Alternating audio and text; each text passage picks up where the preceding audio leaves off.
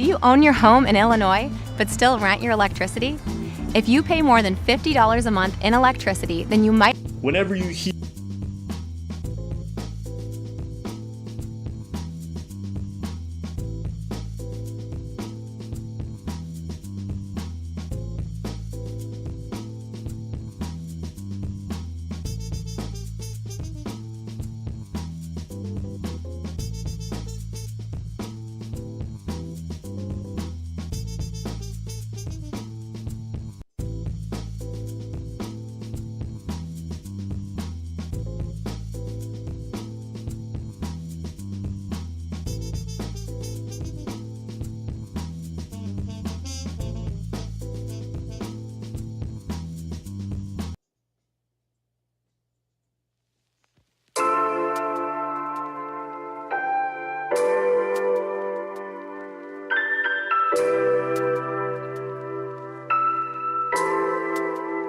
What's up, everybody? Testing, 1, 2, 3.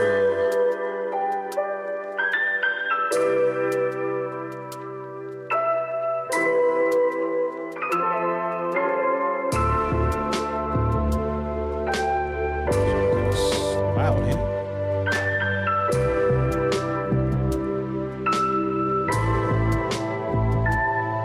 Testing, 1, 2.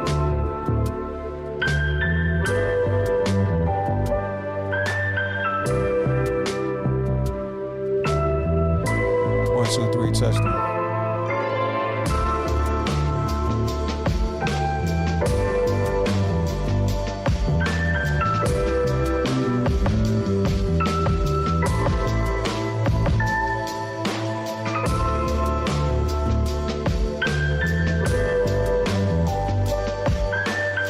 One, two, three, touchdown.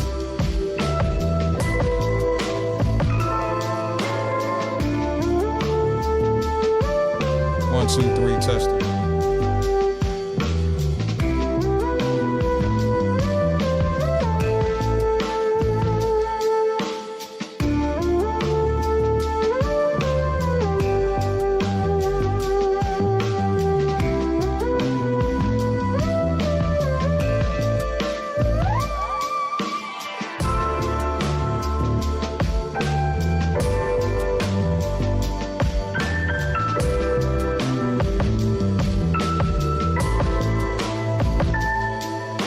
One, two, three, touchdown.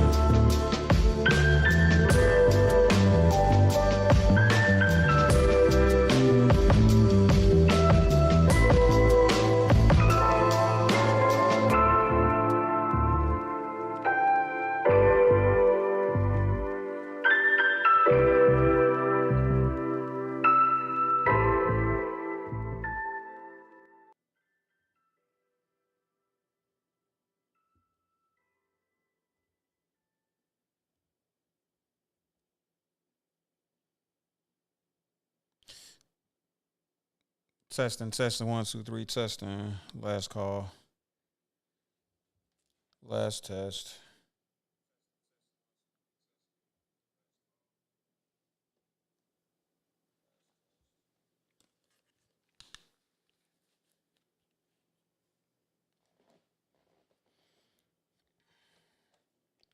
So before we start, if y'all can put a 1 in the chat if my audio is okay, nice and clear.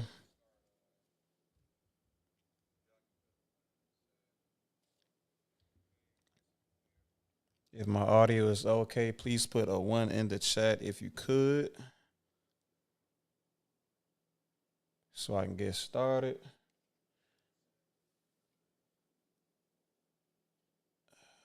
Is this the right thing? Yeah, well, there we go.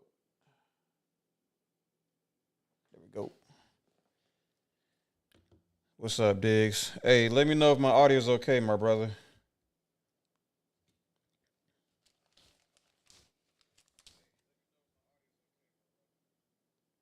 Give me a 1 in the chat or something.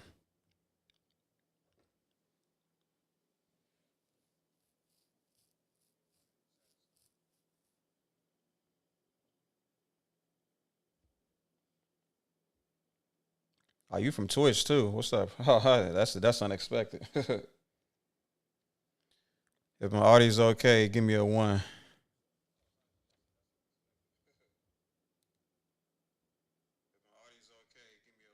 It look like my audio's alright. It's all good. Okay, let's get this show on the road, man.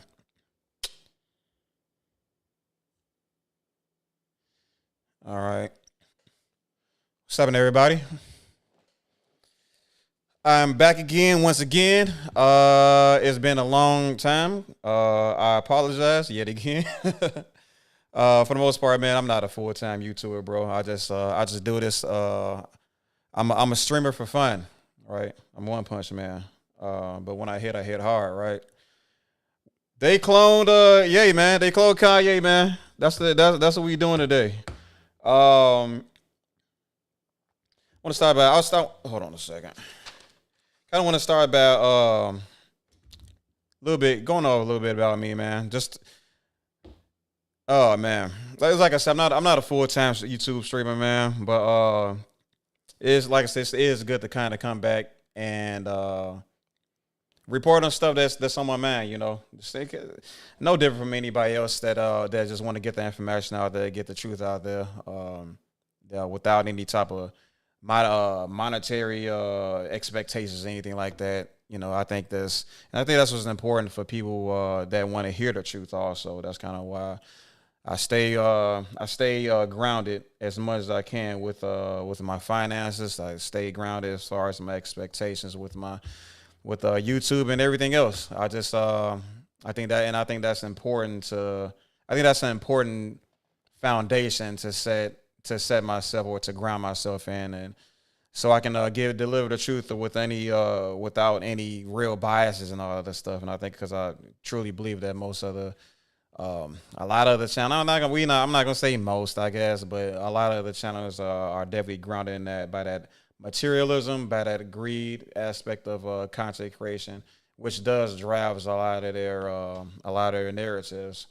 A lot of people are just forced to say things that they haven't put enough. They have not invested enough um, research into. They've been given scripts, and they've been told to promote certain ideologies and stuff. And so a lot of those ideologies are just not in alignment with the truth.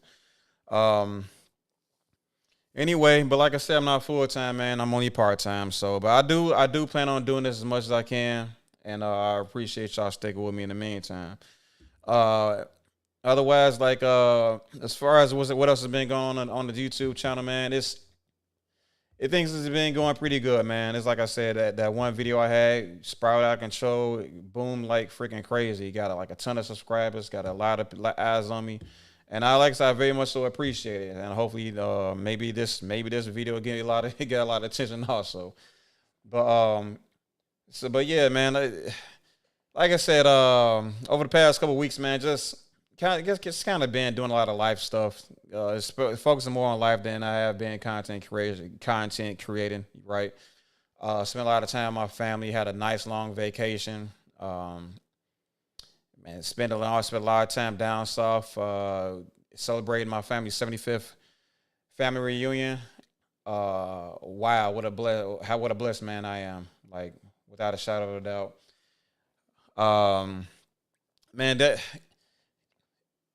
I don't know. I think a lot of people. I don't know. I know this may not be something everybody will be able to like speak a lot on or say much about, but I don't know, man. Going down south, Arkansas, Mississippi, Alabama, all of that stuff. Like they definitely have their problems like politically, and maybe some problems with people and stuff like that, and some of the types of people that live down there and stuff. But man, just you gotta understand, like for what is good about the country is, man.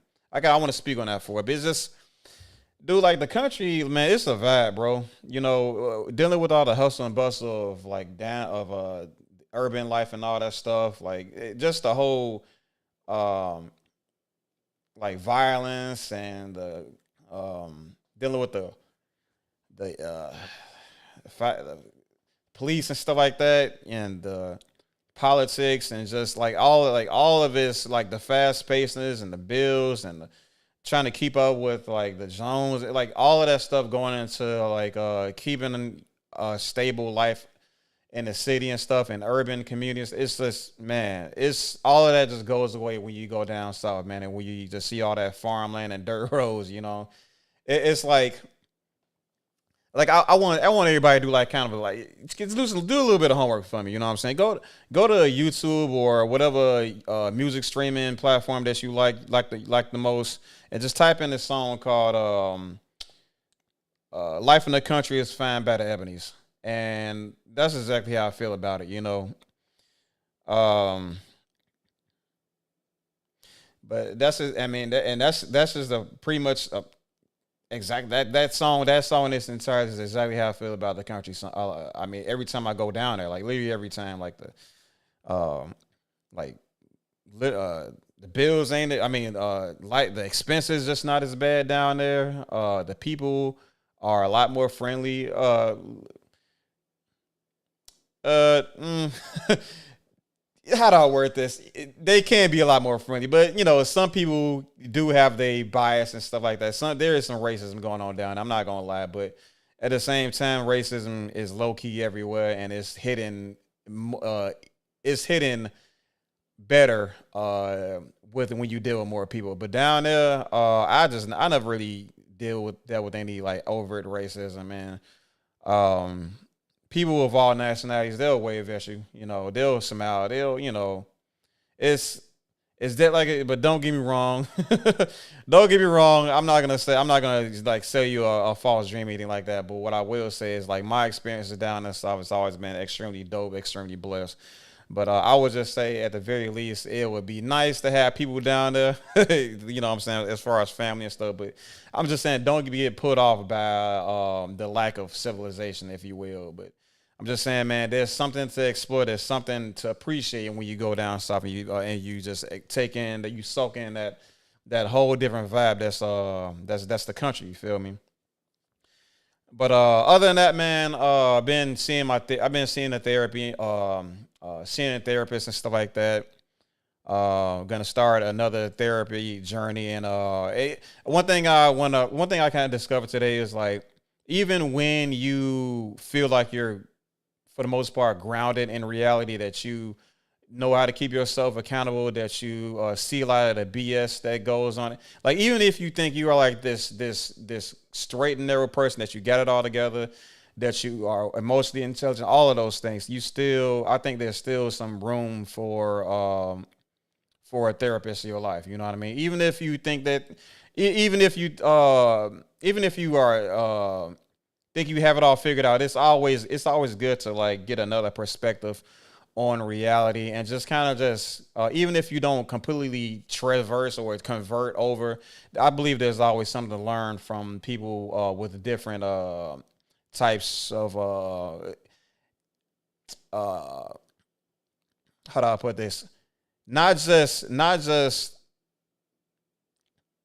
people not with not just the educational background that can help you, but also just the alternative wisdom. You know what I mean? Because you can learn something from everybody, I would say, and somebody that is already learned in emotional intelligence, or at least went to school to learn everything about emotional intelligence. There's something to take in from those types of people, even if you believe you have it all figured out. So I mean, all I'm trying to say is, man, I think I'm a pretty decent human being, but I'm definitely looking forward to. I definitely look forward to my time with therapists and stuff like that. So with the conversation that we're ahead of us, it can definitely be seen as like a thing where, well, what is he doing talking about therapist? He's talking, and you're saying these things about, yeah, I mean, I'm just saying, man, it just kind of is what it is at this point. You want to, it's just, yeah. I definitely want to stand 10 toes down on that.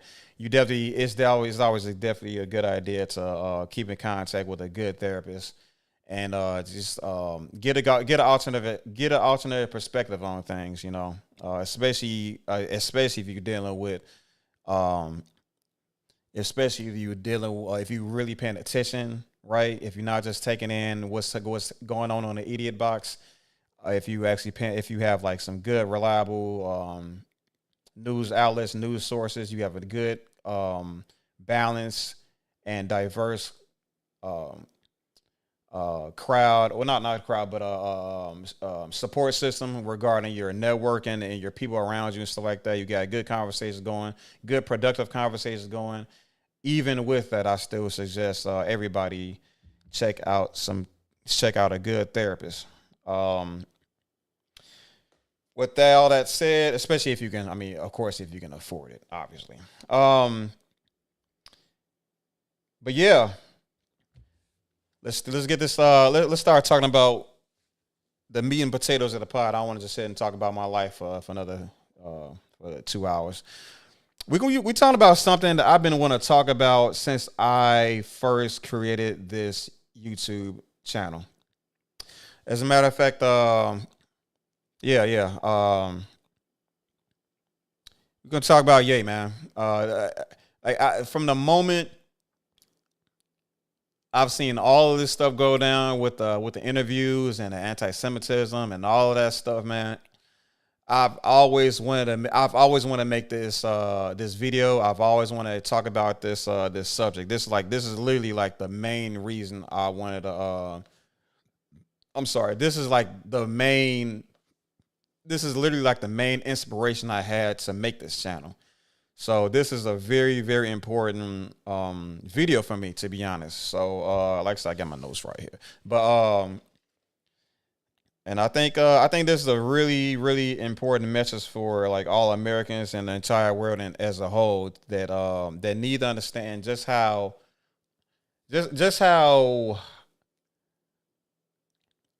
what the media does, bro.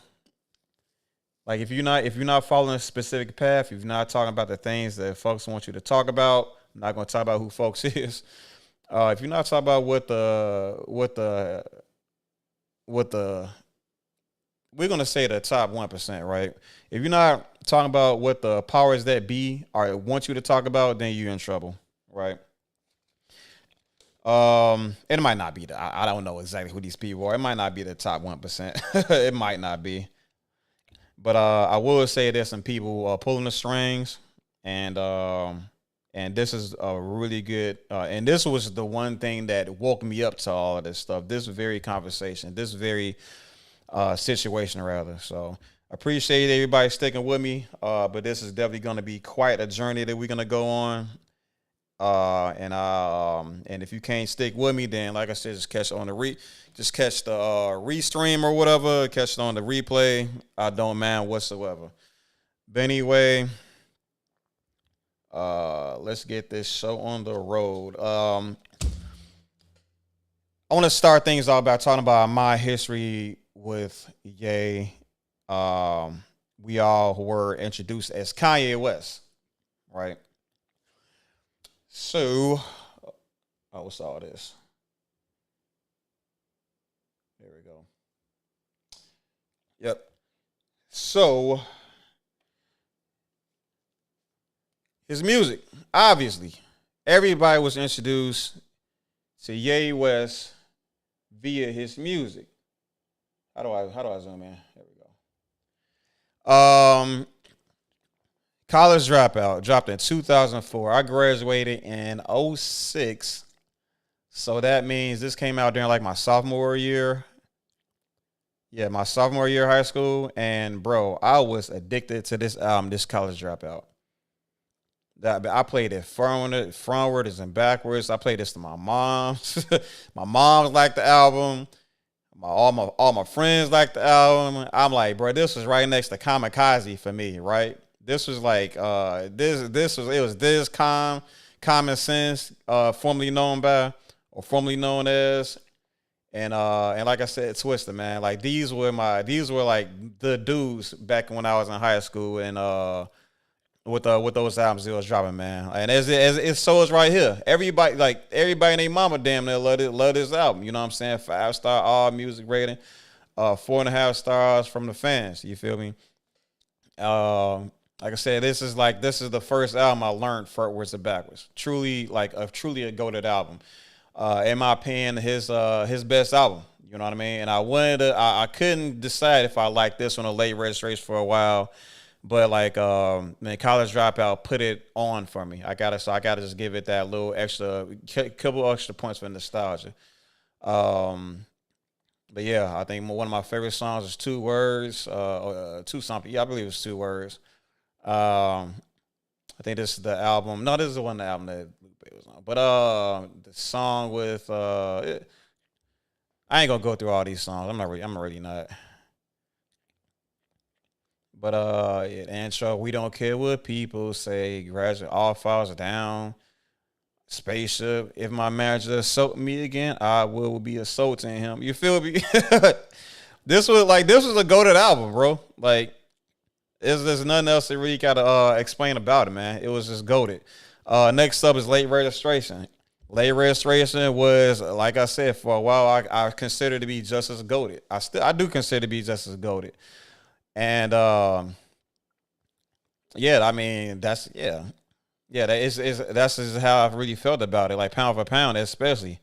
This is that. I mean, this very album introduced me to Lupe Fiasco, like my favorite rapper of all time right now, my favorite lyricist of all time. You feel me? And then the song with Nas, We Major. God dang, this was a We Major. Come on, homie, we major, we major.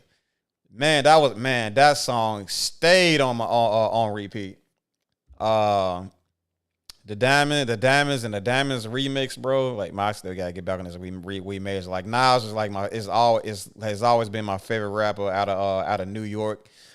Yeah, man. Then he came. Then we ain't gonna talk about Nas too much. But yeah, like I said, go to the album. Simple as that. I don't gotta talk too much about this too much. It's another go to album. And then Graduation. I didn't like Graduation that much. I didn't like Graduation that much. Graduation was like, all right. It was like, okay. But this is like when Ye started to go more mainstream, more commercial. And I just didn't like that. I like the backpack Ye. But this is when I just started to not like him as much. But I got this first day and I'm like, I played it. I'm like, I like it. And then I gave it like 2-3 more spins and I didn't want to listen to it anymore. You know what I'm saying? I was a big fan of what's that dude name? Jeezy, and then they gave me a song with Jeezy, but he didn't spit no bars on it. That kind of made me upset. Lil Wayne was on it. I never liked Lil Wayne. High Tech, I know. This is the good life. This is a good life living. Better than the life I live. Oh, Quincy Jones is on this. That's wild. I mean, it was okay. Flashing Lights. I mean, it was okay, but it wasn't as good as the first two albums. It just wasn't. And then this is pretty much why I dropped off because, like I said, I kind of felt he was going too commercial, and I was too stuck on Backpack Gig. And I was right because he made 808 and Heartbreaks, and 808 and Heartbreaks is a go-to album for a many, right? That's why we got this. That's why I dropped these 4 stars and not and it dropped off from the 4.5 stars. That was kind of consistent. And then we got Forrest, which is still really good. Obviously, it's still really good. But these people are like, there's something missing. This ain't the Ye that I remember. And like I said, from what I've heard from her 808s, I didn't hear the whole thing because I'm like, what the hell am I listening to? I was in the car listening to this album with my homeboys, and it was like, and I was like, yo, what genre is this? And they say, bro, it's kanYE. and I was like, I wasn't rocking with it. You feel me? But so it was like, yeah, it was just a miss for me. But everybody else seemed to like it, which is whatever. But this is I didn't listen to. I listened to like 2 songs and I was through. My Beautiful Dark Twisted Fantasy. As you see, 5-star album, 4.5 star from the content creators here at allmusic.com.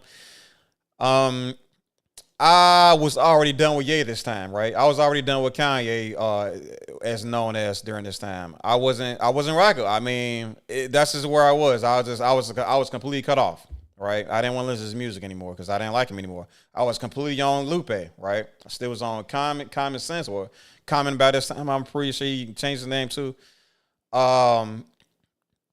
and it was and it was something I missed, right? It was something I missed. And then years passed. I want to say I get it had to be like year 2021 when I finally gave this album a spin, and I'm like, yo, this album's pretty damn good. you know, it was just a collection of a whole bunch of songs that I've heard on the radio that I liked. I mean, I liked. Let me see what's on there. It was literally all singles. I think he made a single out of pretty much all these songs. Dark Fantasy was decent. Gorgeous. Power was like that. Power was that jam. All of the lights. Monster was that jam. So appalled. I forgot what this was. I don't think I remember what this was. Devil in the Dress. Runaway. Runaway. Yeah. I mean, the Blame Game with the. I think that I feel like that was. It was the dude. I don't. It was it. What's that dude name? Was it Chris Rock on this Blame Game, or was this dude that sound? I don't know. But yeah, these were some. I mean, like I said, it was just a whole bunch of songs I've heard on the radio that I liked, and I'm like, okay, all right. Well, I can't say I don't like this because I heard all these songs on the radio, and I liked all these songs. So okay, we can put 80. I can't even. It was still commercial, so I still can't put it above College Dropout and late registration because I was still stuck on Backpack. You know what I'm saying? But like I said, so like that was like 20, that was like 20, that was like a couple years ago when I finally listened to this song. So then Watch the Throne, I never listened to Watch the Throne. I never listened to Yeezus. I listened to Life of Pablo around the time it came out, and I didn't really like it. Yay, I don't even know. I never heard this album. Kids, Seagulls, don't know what that is. Jesus King, I believe this is when he started doing the Christian music. And I don't listen to Christian music. And Donda, didn't listen to Donda. Right. So it's just put it out there that I don't really listen to it. I'm not the biggest I like the stuff that I like out of his music, but I don't like I don't like everything, I don't like everything that he put out there. And that's fair, I feel like that's fair for me to say. You know what I'm saying? But so regarding his fashion, I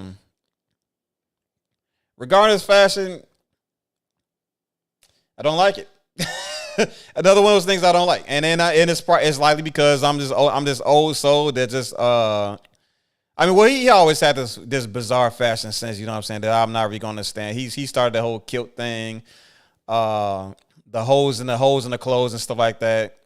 And then there might have been some kind of symbolism in there. I know he had he started putting Confederate flags on his apparel and stuff like that, trying to reclaim the symbol of the Confederacy, try to put his own brand on it and stuff.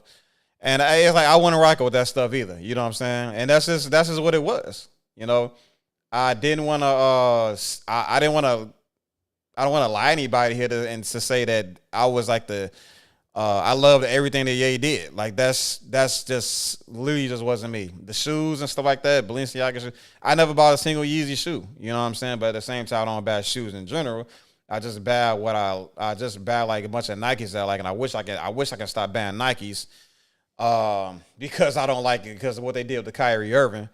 But even that aside, like I try to switch to Converse. I try to switch to Chuck Taylors. You know what I'm saying? But apparently Converse is owned by Nike also. I'm like, bro, I got nothing left. I'm so picky about my shoes. It's crazy. But he, like I said, he got his fashion sense and he's influential with in this space. So that's cool, right? People like that. But it's just like I said, it's not for me, man. But here's what I take it from here.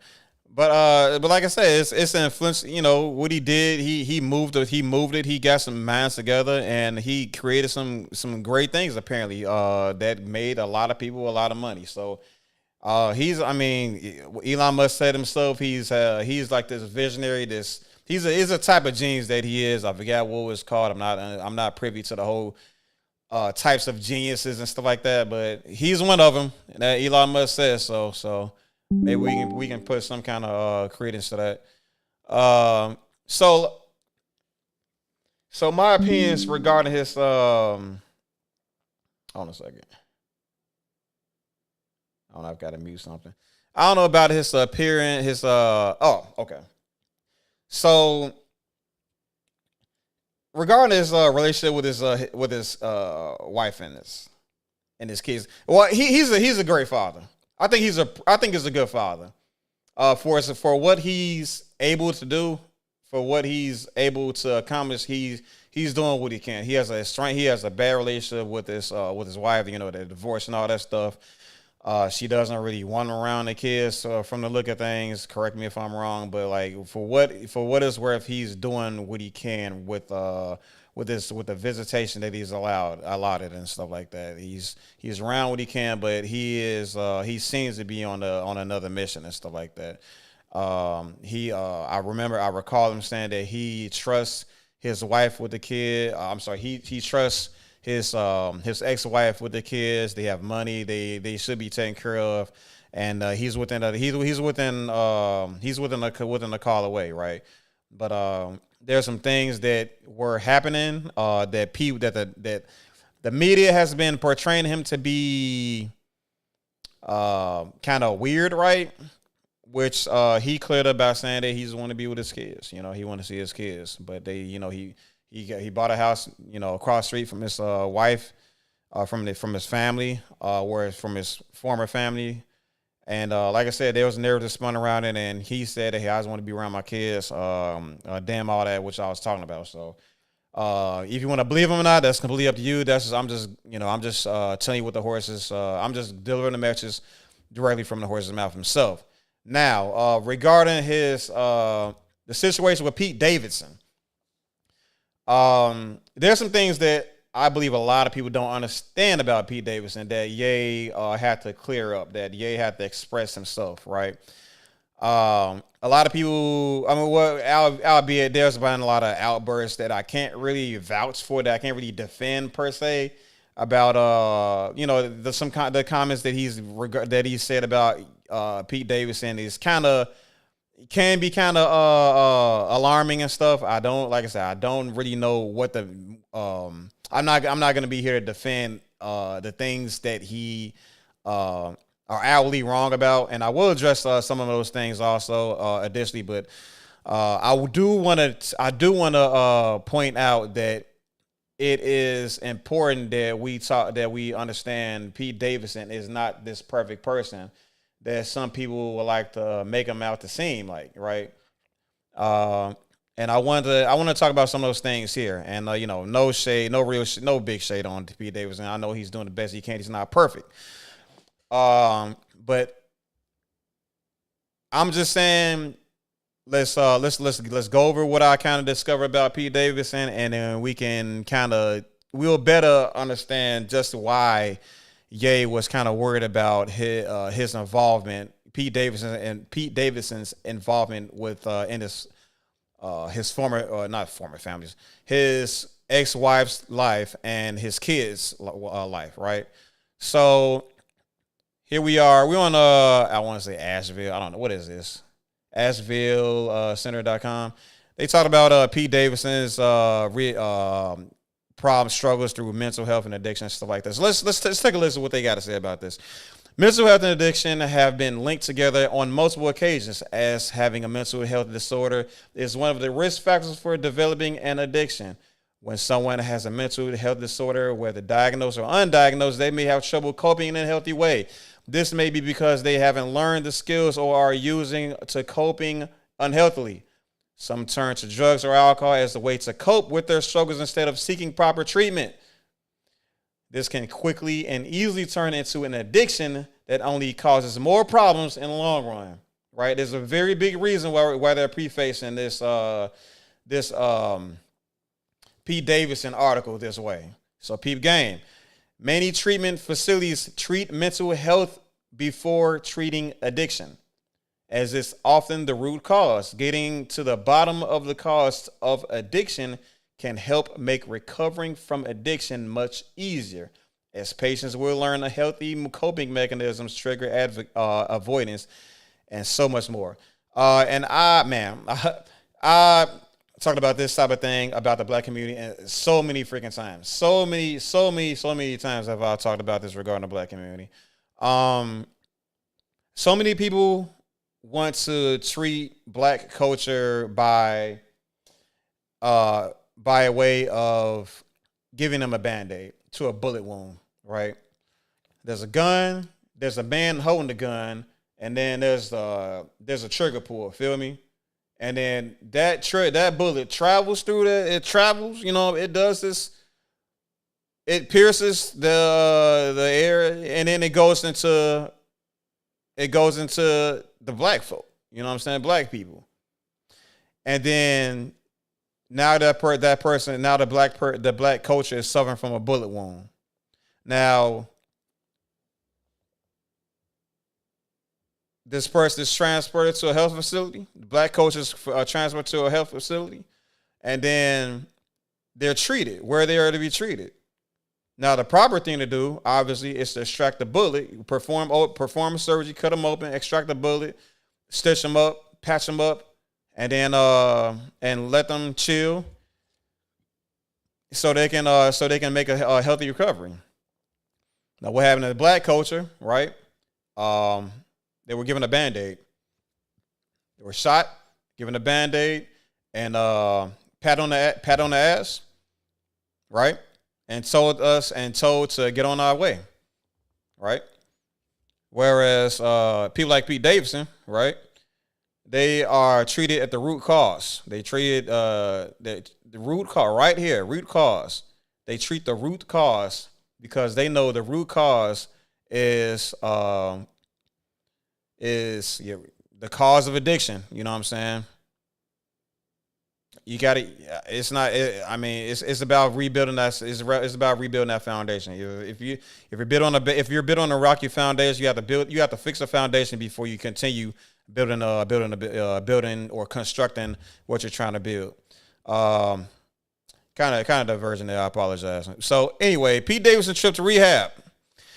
Pete Davidson has been incredibly open about his multiple trips to rehab over the past few years. It's not something that he likes to keep private, because he knows that discussing his issues on a large scale could potentially help people struggling with something similar. Once he stated, Pete Davidson says, I have to get my meds readjusted all the time. I have in between bipolar and borderline and PTSD and issues from my childhood. He got childhood trauma too. So I have to go and get readjusted every once in a while. I don't think going to rehab is that big of a deal. I think it's like a really strong, powerful thing. And this is exactly true. This is, I said, opening this podcast, I truly believe that everybody, even if you feel yourself to be a strong-minded person, strong-willed person, and even intelligent person, even emotionally intelligent person, we all should be checking into a therapist and seeing what they got to say, seeing how listening to that difference of opinion and learning from it. Especially if that person is educated and is more or less up to date on psyche evaluation and problem solving, right? So here we go. Let me go up here for a second. Okay. Yeah. So yeah, like I said, they just talking about Pete Davidson going through rehab, which is good, which shows he's improving and like, and that's a good thing. Now I want to go back up here and read this opening statement, and this is pretty much where we were kind of this is like what Ye understood about Pete Davidson, right? Pete Davidson is a popular comedian who has had his own comedy specials on Netflix.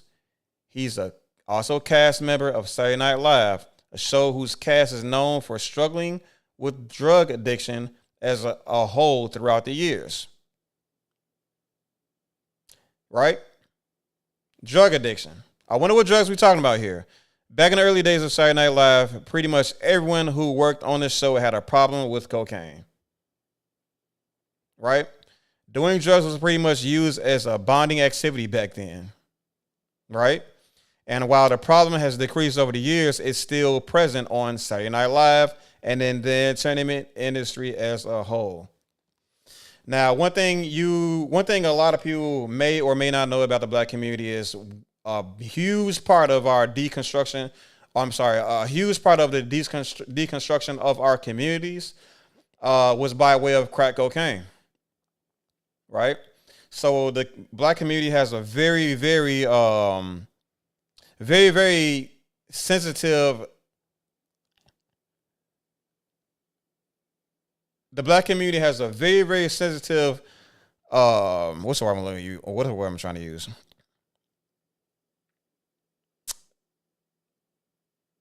Well, let's put it this way. The black community has a very the black. Let me reset. The black community is very sensitive when it comes to drugs and as a whole. It's like the mere mention of drugs is like, for depending on what generation you come out of, like puts a really um damaging. Let me try to phrase it this way. Anything that's under the drug umbrella is automatically seen as like a absolute negative in the black community, primarily because of what crack cocaine has done to the black community. Right, the older generation are are severely sensitive to the just the word drugs. You know what I'm saying? Like my generation, as a millennial, the tolerance has grown or has deteriorated over the years, and or through with my generation, and like probably more than half of us, at least use marijuana, right? I mean, then there's like things like Xanax and like other types of pills and all that stuff that my generation and generations G like to experiment with and all that stuff. Yes, all that stuff is a thing. But Ye's generation like I'm pretty sure he's Gen X. That generation and the generation before it is very sensitive to that problem, and crack cocaine started that. So if we can put our minds, put our bodies, put our if we can just empathize with somebody that believes that has that sensitivity, we kind of understand why he's so antagonistic against Pete Davidson. And again, this is not to excuse him for this is not to excuse his like antics about the penis size and all this other stuff. Like all of that's going on. That's not to excuse that, but I can understand his worry of, hey, why is this crack cocaine user, this drug addict around my kids? I mean, me personally, I wouldn't want a drug addict around my kids either. You don't know what they're kind of capable of.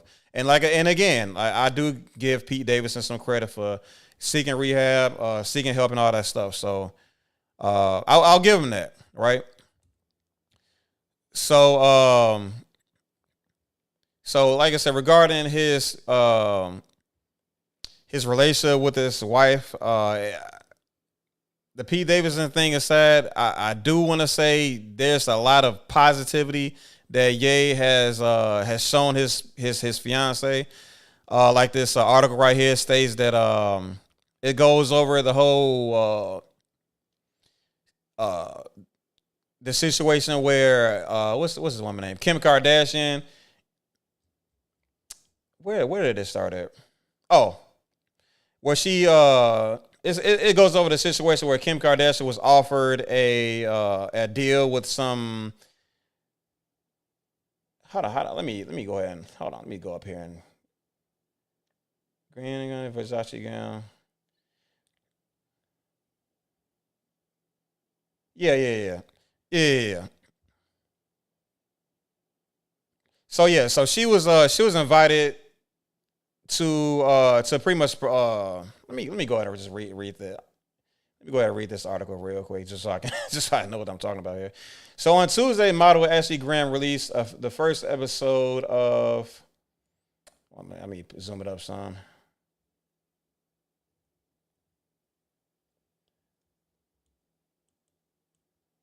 Okay, here we go. So on Tuesday, the model Ashley Graham released the first episode of a new podcast, Pretty Big Deal. Uh, Whatever, she's a pretty big deal. And launch of her new venture. She invited none other than Kim Kardashian West to join her in the studio. The conversation ran from her daughter's prom dress to the Versace gown. It was a Versace gown. And Kim's evolving relationship with the fashion. But most notably, they touched on a recent wildly extravagant Mother's Day present that was featured on the little show. So not long ago, a brand which Kim has declined to name. That's all I was trying to. I was trying to find the name of the brand that she was trying to mentioning, but I guess she didn't want to mention it here. They typically, and she just mentioned them as a brand that tries to do Yeezy knockoffs and stuff like that, which is going to say a lot about her character. Offered her $1 million for a sponsorship Instagram post. All she had to do was, hey, look what I got here. Come buy this or whatever, or I like this product or whatever, and throw it on the IG, and she'd have got $1 million. You know what I'm saying? And she declined it. She consulted her husband, who asked that like I said, she declined the offer.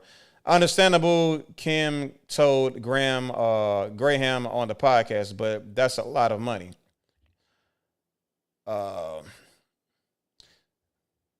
Let me read this again. So not long ago, a brand which Kim declined to name, though she hinted they typically knock off Yeezy. I can't stand the way these people be writing these messages or whatever. Offered $1 million for a sponsored Instagram post. Perhaps Selena Gomez was beyond their budget. She consulted with their husband, who asked that she decline the offer. Understandable, Kim told Graham on the podcast, but that's a lot of money. The following week was Mother's Day. Picture this. Kim was at home with their family and all their babies to prepare breakfast. It's really hectic, she described, and walked a Yeezy assistant with whom Kim was unfamiliar.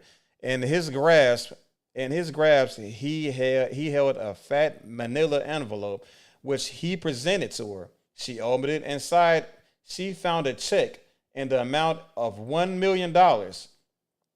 It was a note saying, "Thank you for always supporting me and not posting," referring to that Instagram post that she didn't, choose to, participate in, and doing business with.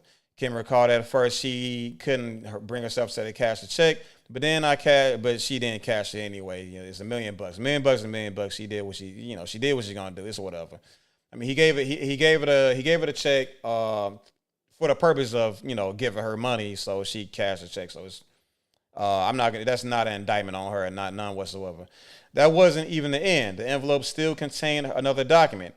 It was a contract to be an owner of Yeezy and have a percentage, Kim Kardashian said.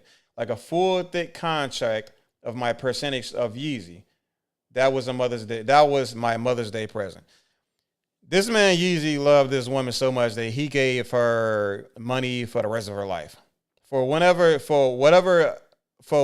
much money he makes off this Yeezy brand, she gets a cut of it. Like that is, I mean, he puts a lot. I'd argue that he put as much effort into this fashion thing as he's done into his music, So for him to literally give her a piece of his blood, sweat, and tears, his soul, says a lot about his loyalty, his affection, his admiration for his wife. In spite of all of the negativity and negative things that we've learned about Ye already, this is something that is very important for us to conceptualize, to bring forth. You know what I'm saying? And again, this is not in defense of the things that the negative things that he has done. You know what I'm saying? It is still important to understand these things, just so we have a better balanced understanding of Ye's relationship with his family. So it's not perfect, but there's some good there, as with all relationships. You know what I'm saying? So yeah. Just in closing for this part, I'm just trying to set the precedence that I'm not a biased person in this overall look at the whole Kanye West situation, or now currently known as Ye. You know what I mean? And I think that's an important thing to establish going into this conversation, because a lot of what people are trying to say about people that defend Ye is that we're just a bunch of super fans, that we can't see things from both perspectives. We can't empathize with more than one person or whatever, that we're being overly sympathetic, all of this stuff, overly charitable, all of this stuff. Like, it's a coping mechanism from used by these people. It is a shaming tactic. It is something they will use so they don't have to and properly and thoroughly and truthfully, honestly engage into this conversation. And that's on them. It's not on me.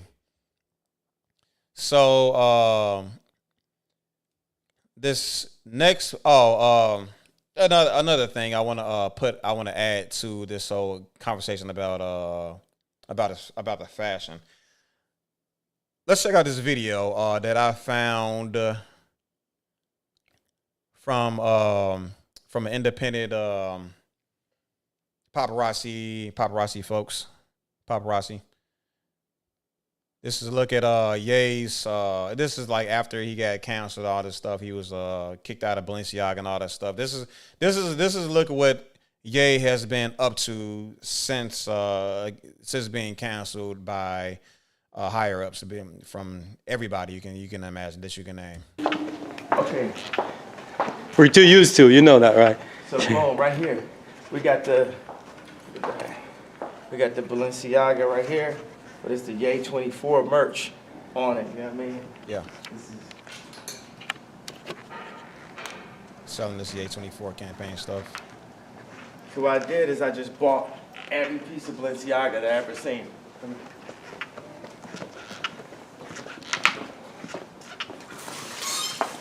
And you start writing the Ye 24 on everything. Right. These pieces. Yep. And all these pieces we're gonna be selling for $20 each. See that? Okay. See that? Just to make sure that the people, you know, get the best thing available. Right. So that's what I'm talking about. This is how he feels. This is what he feels about fashion. He loves fashion so much. He buys he invested in himself, throws his own label on it, and then resells it to the public. You know what I'm saying? That's like, it's like everybody's Balenciaga's happy. He's happy, and the people are happy. People get the best of the best from Balenciaga himself, and Ye is the one that foots the bill for the most part. Sells it for $20, and that's this is how much he loves. This is a testament to how much he loves fashion, how much he loves the people. You know what I'm saying? This is something he's doing for the people, because he believes the people deserves the best, as directly come from him. So this next part, I want to talk about these interviews. I want to talk about these interviews. I want to talk about everything that we've seen from before this. Let me rephrase this. So now I want to talk about Ye's recent interviews, so I want to talk about Ye's interviews from the past couple years here, and this is like really like the stuff that really started like really grind my gears about this entire situation, and what really drove me to start really driving home this narrative that empathy matters, right? Taking people's words and keeping them in context to what they're trying to say, and keeping it there, and embracing the message and narrative that they themselves are trying to parlay, and and basing our opinions and basing the court of public opinion, for that matter, based on the words and the narratives that's coming directly from the horse's mouth himself. And that's something that Ye has been stripped of, and arguably, this is not, and he's not the first one. Obviously, he's not the first one. And I want to say that this is something that has commonplace for people that are going against the grain, that's saying things that important people, right? Important people in high places don't want to be passed around, right? So, so I want to start things out by one of his earliest appearances. I think this is, I don't know where this was, but this is like a press conference.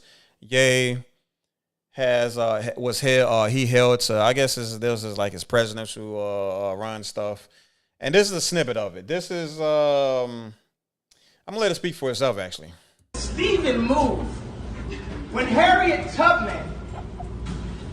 Well, Harriet Tubman never actually freed the slaves. She just had the slaves go work for other white people. Y'all, we leaving right now. See? So that's a Stephen move. When Harriet Tubman. Well, Harriet Tubman never actually freed the slaves. She just had the slaves go work for other white people. Y'all, we leaving right now. You see what she said? Y'all, we leaving right now. She ain't wasting no time. She ain't wasting no time to be to get triggered by that statement. And it's a triggering statement when you listen to the first half and you don't listen. You'll listen to the rest of it. But has she just chilled out and let him and calm the nerves and like listen to him thoroughly, she would have been like, okay, maybe has a point, maybe, right? But I mean, not to say that maybe she kind of not to say that she, how do I word this? We all know hindsight is 20/20, you know what I mean? So maybe she probably since then came back and rewatched the video like, you know what, he might have a point. Or maybe she spoke with some other people, got some other perspectives or whatever. Or maybe she can watch this video and understand where she went wrong. I don't know. But he says that Harriet Tubman did not free the slaves, right? She got slaves and had them work for other white people. Right? And I'm sorry, but he's not wrong. A lot of people are spinning the narrative that he disrespected Harriet Tubman.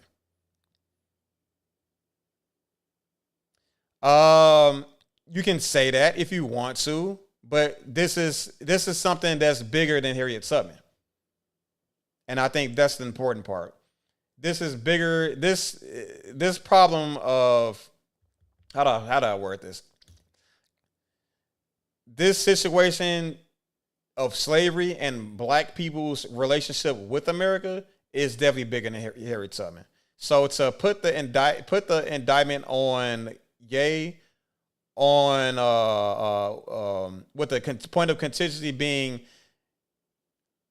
focused on Harriet Tubman is too surface level. It's way too surface level. Because what Ye is speaking to is, again, black people as a whole, right? They were slaves working for nothing, right? And now, she got those people, she got those slaves and had them work for other white people, right?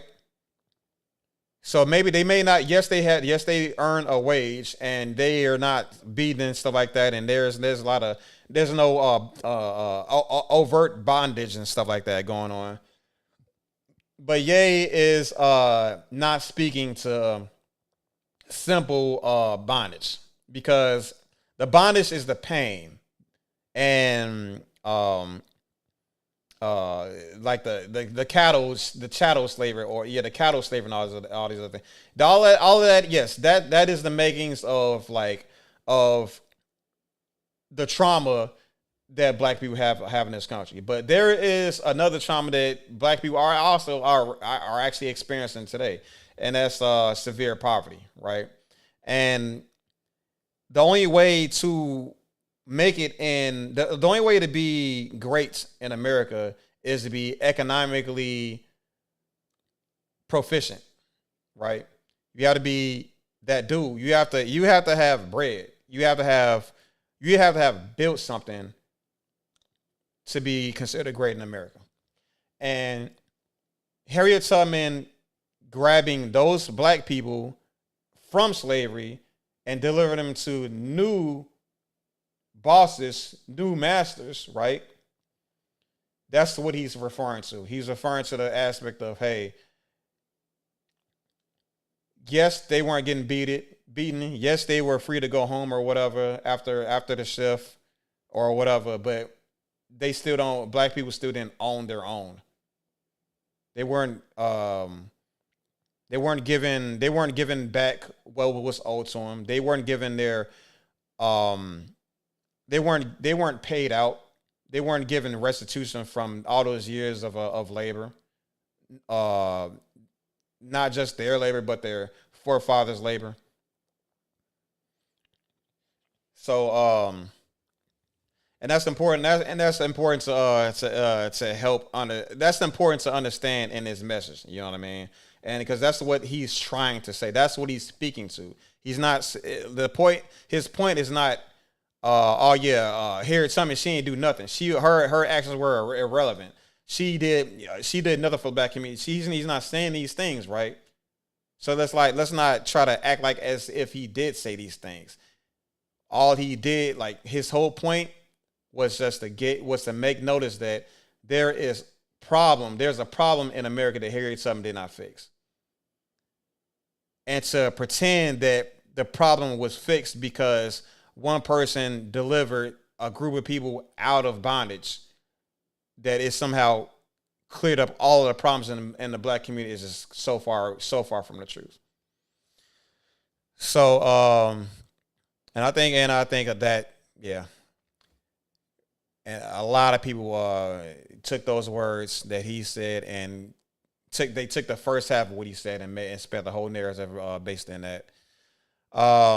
So here we are in the famous TMZ video interview. This one made so much. This one caused so many problems around that time. It's crazy. This is around this time he was hanging with Hank Candace Owens. Make America great again, yay. Pro-Trump, yay. All of that stuff. Red hat, yay. Y'all, we all love him. When you hear about slavery for 400 years, that sounds like a choice. Like, you was there for 400 years and it's all of y'all? You know, like, it's like we're mentally in prison. I like the word prison because mentally in prison. Keep that in mind, please. Slavery goes too direct to the idea of blacks. It's like slavery, Holocaust Jews, slavery is blacks. So prison is something that unites us as one race, blacks and whites being one race. So, and I understand a lot of people just have a really hard time in like interpreting Ye's speech patterns and the way he speaks and stuff. I want to say Ye is a great artist on paper, right? He's a great writer. Or man, he didn't write all of his rhymes off. Maybe he didn't write all his rhymes. I don't know. I don't know what goes into his lyrical ability too much. But what I will say is during this time, especially, I believe he's just had a hard time expressing himself in hot seat moments. You know, he's a nervous speaker, I would say. I don't know. What I will say, he probably didn't have like what do you call that? Like speech. Like I know that some people need to take speech classes. Like stand up on a podium and like practicing talking in front of people. Like I know a lot of people take these classes in college and stuff like that. I took my little course and things like that.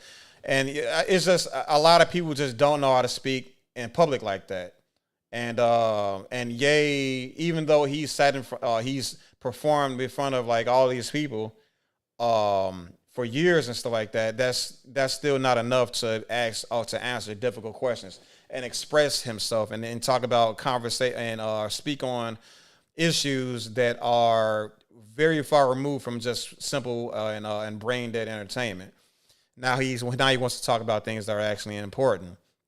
So yes, it's hard to understand him at times, but when you listen hard enough, it makes a little more sense. And Ye is the type of person that you can't just listen to other people's interpretations on. You need to watch this stuff from beginning to end. You have to watch these interviews, right? This 30 minutes right here. You got to watch that entire 30 minutes and 27 seconds to fully understand everything that he's saying. And you have to turn your feelings off. You got to be unbiased, and you have to just take it all in open-heartedly and in good faith, right? To fully understand what he's truly trying to say. So here he was speaking to he was trying to explain that this whole aspect of attributing people's traumas to like the groups and stuff like that. He speaks to slavery, he speaks to black people, and then but America as a whole can't really truly empathize with slavery the way black people can, because we are like the closest to it, and or because of timelines and stuff like that. We are the closest. Black people are the closest to slavery because it happened to us in most recent times and stuff, in correlation, in comparison to other groups in America. And then he uses prison as like this in the same fashion for everybody in America to categorize with, or to identify with, because for reasons I'm still that I didn't completely understand, but I just understand what he means when he try to gives this interpretation. And man, unfortunately, he was kind of cut off on this point, but that's kind of what he's trying to say. Just for those that was kind of that kind of listened to him and still kind of like, well, what is he talking about? Prison, slavery, what, black people? He's difficult to follow at times, but if you listen, and maybe if you listen a couple more times, it begins to click with your brain. That we're the human race, we're human beings and stuff, and then eventually, Can I go back to something you just said, because I don't want to let it pass. You said that slavery was around for 400 years. At a point, it becomes a choice. So yeah, I want to say, I don't know who this white guy is. I forgot his name or whatever. I read it one time, forgot it already. This man. He tried to save Ye's career. He tried to save Ye's career. He's like, bro, you just said something crazy, and that explanation did not work. I need you to elaborate for the sake of, because this is gonna go crazy. He completely understood how that was gonna blow out of proportion. So I appreciate that, man, for tossing Ye that layup, that pass, because man, did he need that. Yeah, right now we're choosing to be enslaved. We're like, okay, so Ebro, we're choosing to be enslaved, right? We're choosing to be enslaved. Nothing to do with bondage, right? Slavery was like, this is talking about slavery was a choice, right? This has nothing to do with bondage, right? He's talking about mental slavery.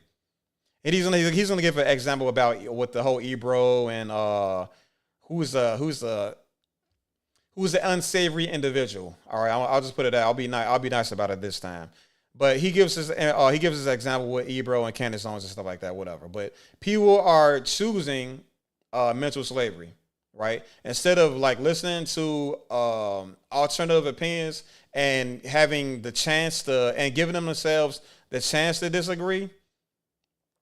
People are choosing to stay with what they already think, right? People are choosing to stay with what they've been programmed to think, right?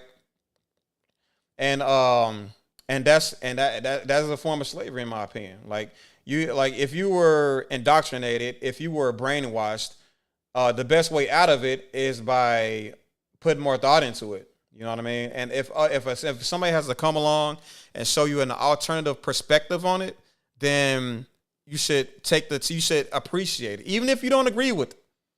With that, like there's been many conversations I've had with people that I don't agree with, and I still, even if I still don't agree with them.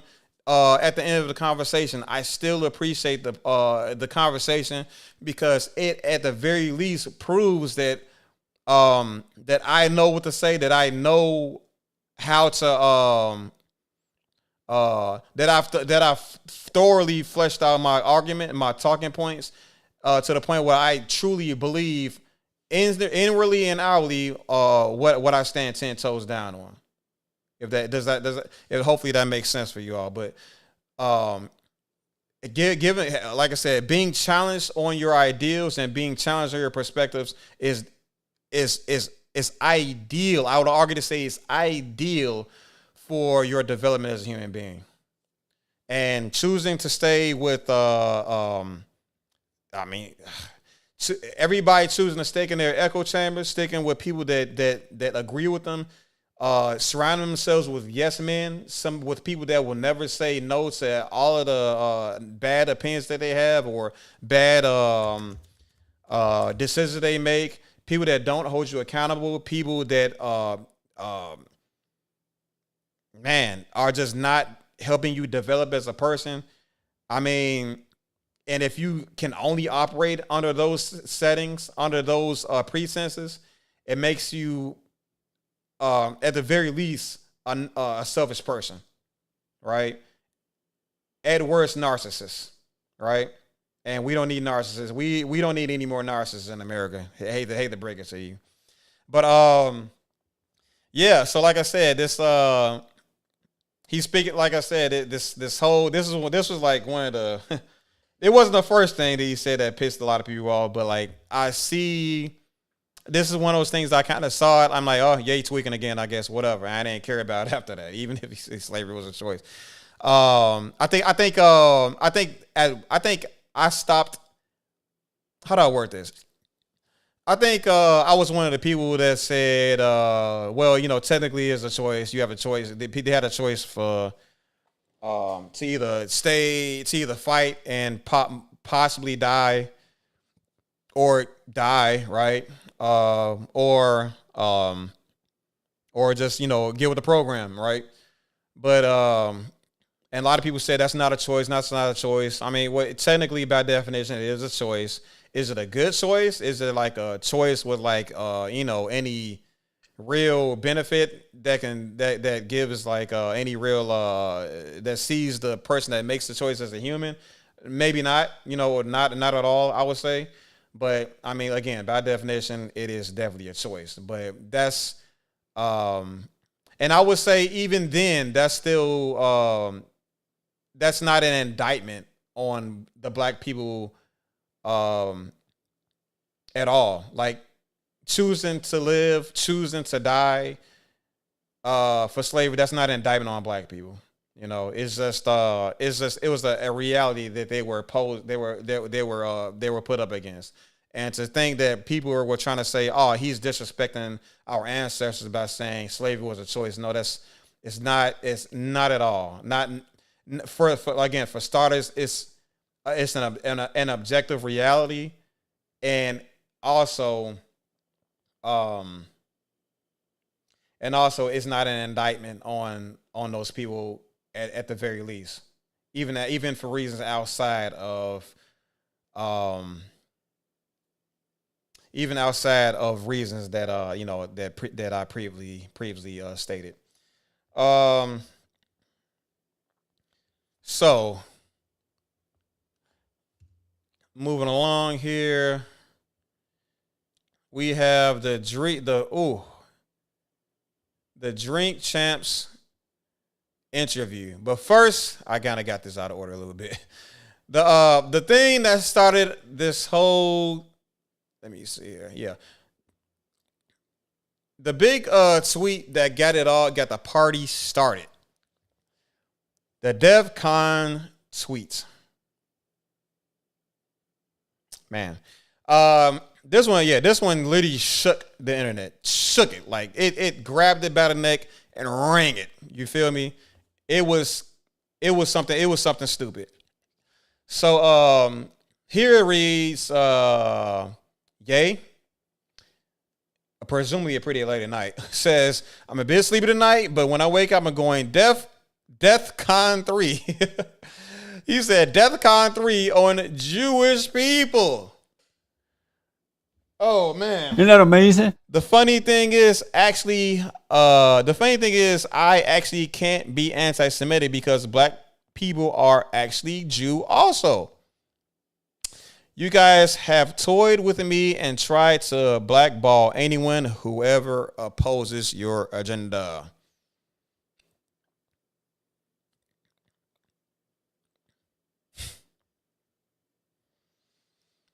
Oh boy. So I need to make a lesson plan or a video or a live stream on the problems of generalizing. I obviously need to do that. Won't be today, obviously, but I do need to make that video. Because when you say you're going DEFCON 3 on Jewish people, it's good to go into specifics. It's good to go into specifics when you say you guys, as opposed to like going directly for the specifics. You feel me? Because these are the things that's gonna get people riled up, panties in the bunch, all and the whole nine. And to be honest, I mean, and to be fair, he did do this for a very specific reason. But so I will give him credit for that, right? To some effect. But again, there is a problem in using and being overly generalized, or and leaning too much on generalizations and being overly broad. And when you're making very trying statements like this, so to kind of break it down a little bit from my perspective. When he says well, we don't have to talk. I'm pretty sure everybody knows he mean DEFCON 3. I don't have to explain this. Everybody should know this part already. But he says on Jewish people. This is the important part. This is the part a lot of people don't understand right now. The funny thing is I actually can't be anti-Semitic because black people are Jew also, right? So this is the part a lot of people didn't really seem to conceptualize for the masses. And I'm going to help you do that. There is, let's take comedy, for example. Let's look at comedy, for example. People seem to not have a problem with comedians speaking about themselves or their own group, right? Dave Chappelle, when Dave Chappelle makes jokes about black people, nobody bats an eye. But when he makes jokes about other groups, right? There's a huge backlash, right? There's cause for his cancellation. And he to the point where he has to make pseudo apologies. He has to make backup statements. He has to readdress. He has to re-clarify himself and things to that effect. Same thing is going on here. He feels like he understands that black people are Semitic. He understands that he himself is Semitic. That black people are also Jews, right? And so he believes that with him being Jew, that he has free range to make these statements. Right? That he can't be anti-Semitic because he is criticizing his own people. That was this part of the conversation. That was this part of the tweet that people have not, or that other media sources have failed to conceptualize for the masses. And that's important. That's important to understand in the holistic judging of this tweet. And he says, you guys have toyed with me and tried to blackball anyone who opposes your agenda. There's been a lot of people that have criticized this community, right? And this community has retaliated. As all communities should, right? I say black people should retaliate to people that are negatively portraying their communities or their culture, right? And Jewish people are definitely doing everything in their power to stop other people from doing that. So, I mean, I will say that about this later half of the tweet. Now, at the same time, we have to acknowledge that are these people clearing up? How do I word this? I'm not gonna give it. I'm gonna give it a theory. Are these people?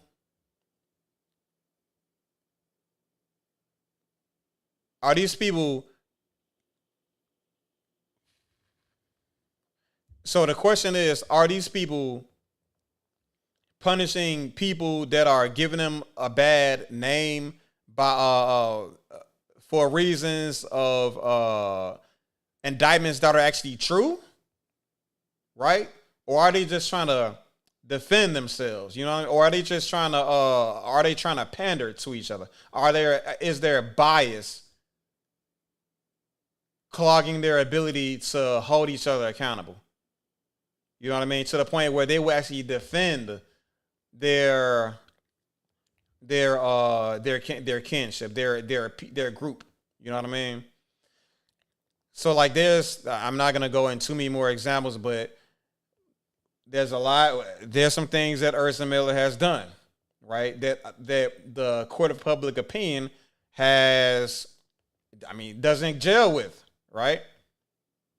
So a lot of people would even argue to say that those reasons, the things that Ursa Miller has participated in, is the exact reason why Flash movie didn't do as good as it was supposed to. Right? Big budget, all-star cast, big names. People love the Flash. People love Superman. It had all of the planets aligned, right, to make this movie perfect. But Ursa Miller was on that. Ursa Miller was on that. Was a star of the movie, and people argue that that's the reason why it didn't do good. Now, had the people in charge, right, held him properly accountable, he wouldn't have got that position. He wouldn't have got that spot. He wouldn't be in that movie, right? Let's look at Jonathan Majors, right? Jonathan Majors is, let's imagine a reality where he actually did beat that woman. You know what I'm saying? Let's imagine a reality where that did happen. He would not have a job, right? He would not be in any movies after that point. If he did, it'd be like it'll take a long time for him to regain his image, you know.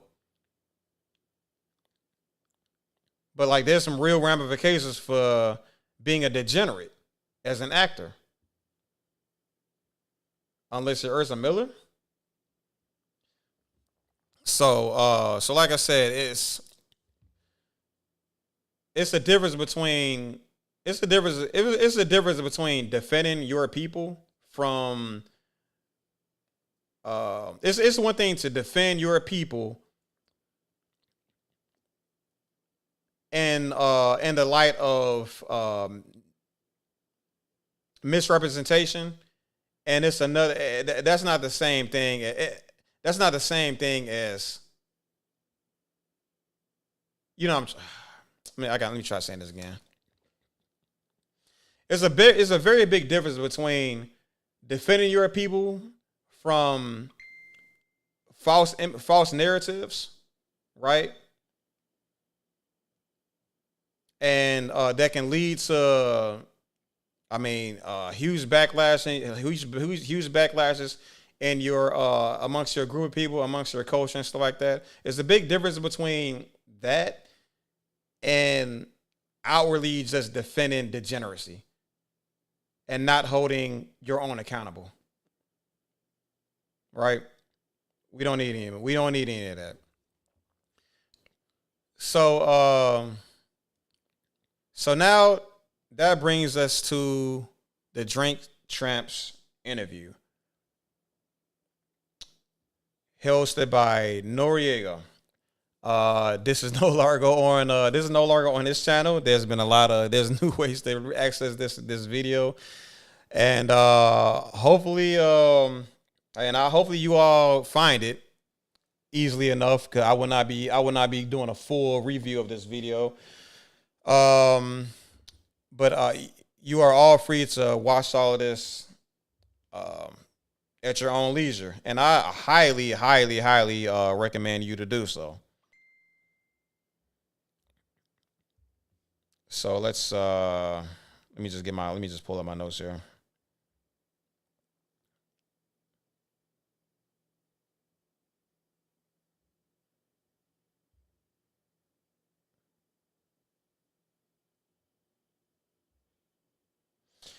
Okay.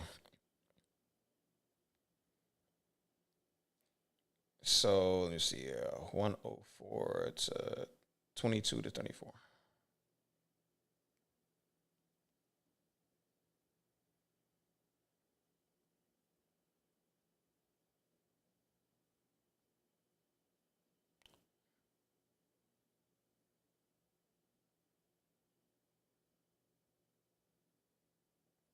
Oh, come on, 22. Yeah, good enough. I've been wanting to go to Alaska for the longest time, and no better time to go than now during the summer. Here I'll show you how I plan out my trips and how I use Google to help me out. It's time to let the adventure begin. Before you buy $1 million view like this, create a faceless YouTube automation channel first. In fact, this channel right here. He obviously picked Trump, right? Biden and Trump. Yeah, Trump. Okay, he cool. He cool for now. All right. He cool. Yeah. All right. Maybe neither of those works there too. All right. Dungeon. So yeah, I've got DJ EFFN. Yeah, he says neither is a good option too, which is respectable option to be honest with you. But yeah. So a lot of people want to say, hey, Ye is Trump is his daddy. Well, he did say that with and I should have went to that too. I should go into that also. One of these days. But DJ EFFN says that neither is an option also, which is respectable, which is a respectable option to be honest with you. But Ye says, hey, Trump is cool for now. If I got to choose between the two, you know what I'm saying? And he has pretty decent reason to say so. He doesn't like Democrats. That's a really big reality for a pretty sizable percentage of black Americans right now. Not an overwhelming percentage, don't get me wrong, but like a lot of black people are very unhappy with Donald Trump. I mean, with Donald Trump, of course they are, but with Joe Biden, you know what I'm saying? And that's what Ye's talking about here.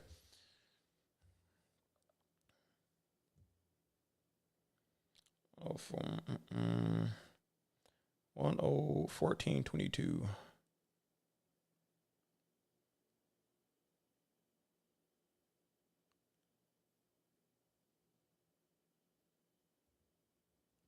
Jewish media push BLM and force people into outrage, right?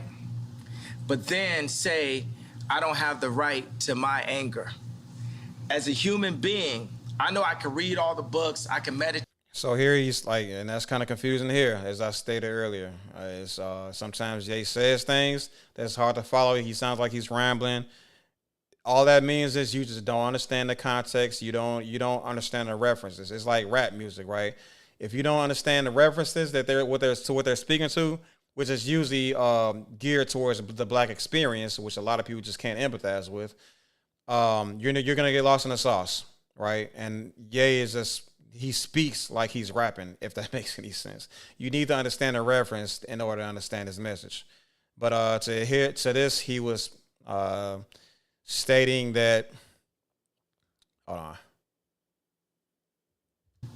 People into outrage, right? Yeah, he was speaking that he's entitled to his outrage, man. Hold on a second.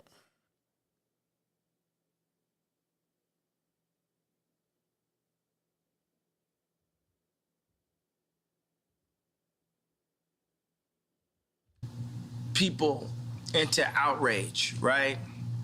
But then say, I don't have the right to my anger. So yeah, he and the right to his anger. So with that said, when we speak to when he speaks on Jewish media, right, having a stronghold in BLM, right, which they do, George Soros, right, that they have the power to incite black people into anger, right? George Floyd, right? And then create backlash for when there's anger directed towards them, right? So when Ye is directing his anger towards a group of people who've harmed black culture, right? The black community, right? Now it's a problem. So that's what he's trying to say here, right? As a human being, I know I can read all the books, I can meditate, I can study and say, hey, I don't have a problem with Jewish culture. I don't have a problem with what Jewish people have done to my people. I don't have a problem with the fact that the Jewish people have bought. I can say that, but I do. Yeah. See? He can say these things if he so chose to. He can say these things if he was paid to. He can say these things just to have some clout, right? But he chooses not to. He chooses not to grift, right? He chooses to stand on his. He chooses to stay on 10. He chooses to stay on code. He chooses to be Ye and to be for his people, right? And I reasonably believe his people is black. And I people, own my not just black conservatives, by the way, or black capitalists. I'm right, and I own my anger.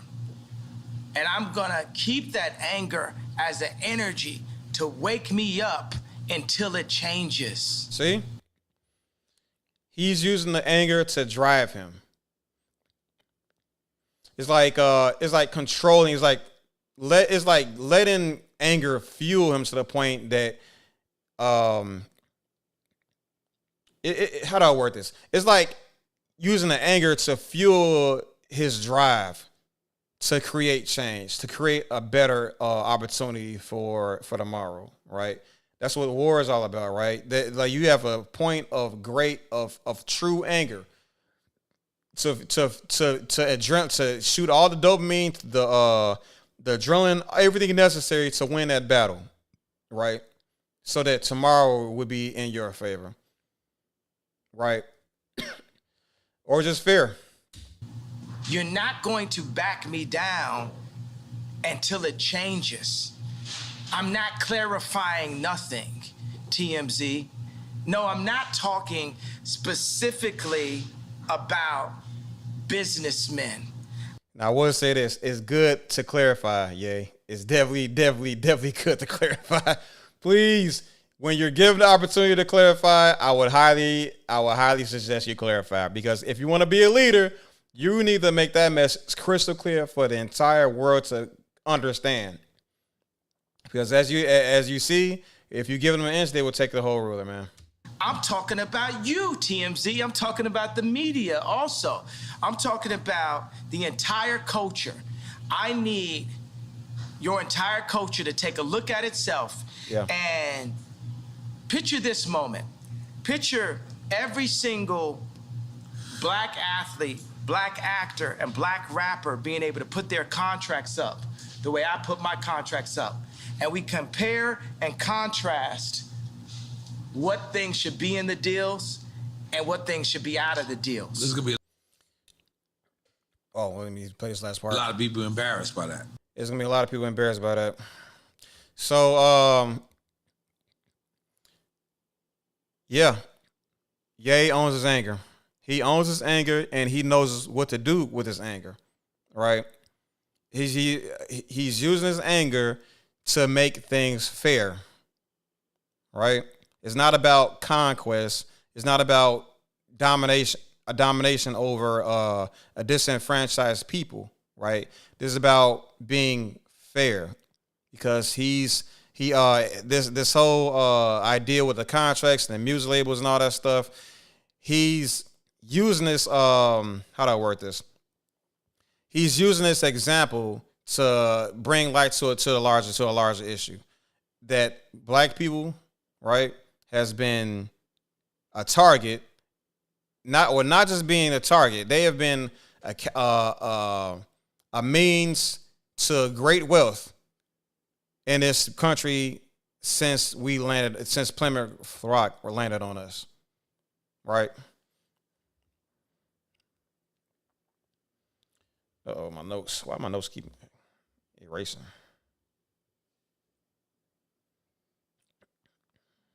Tom Brady. Yeah, he spoke to racism. 5909.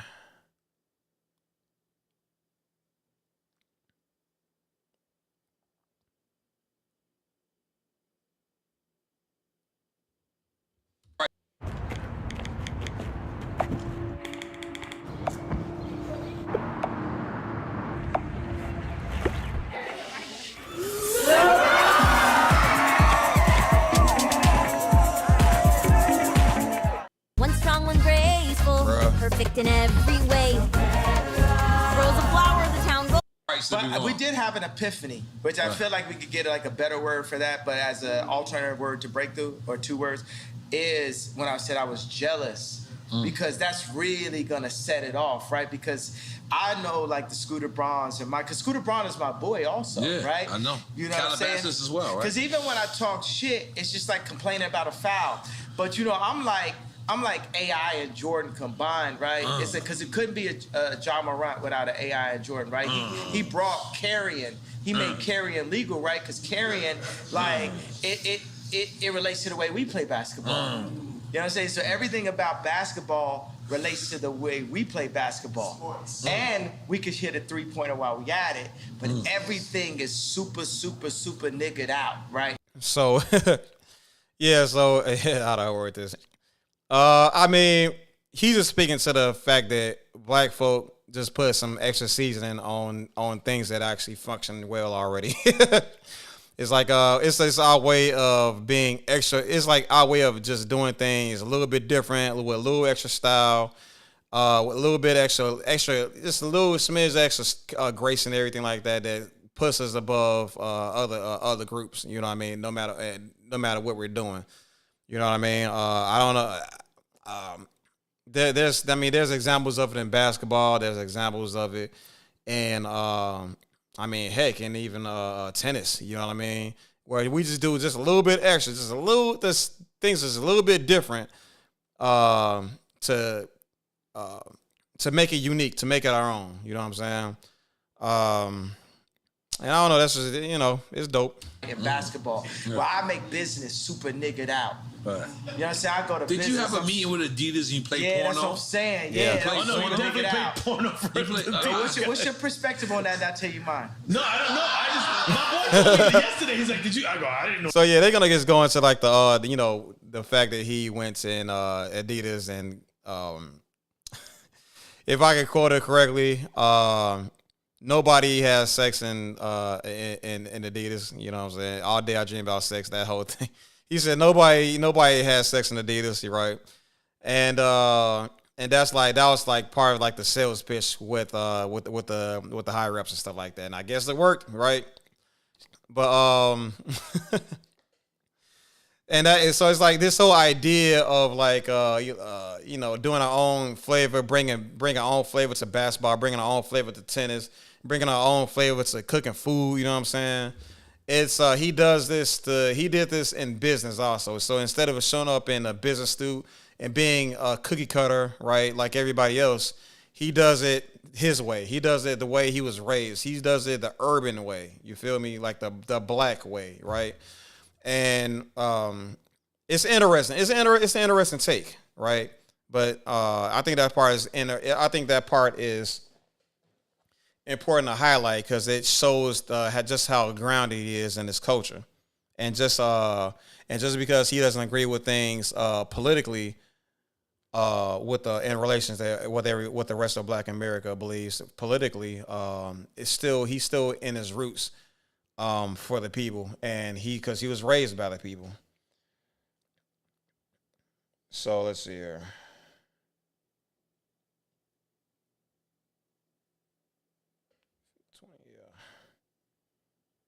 41, 44.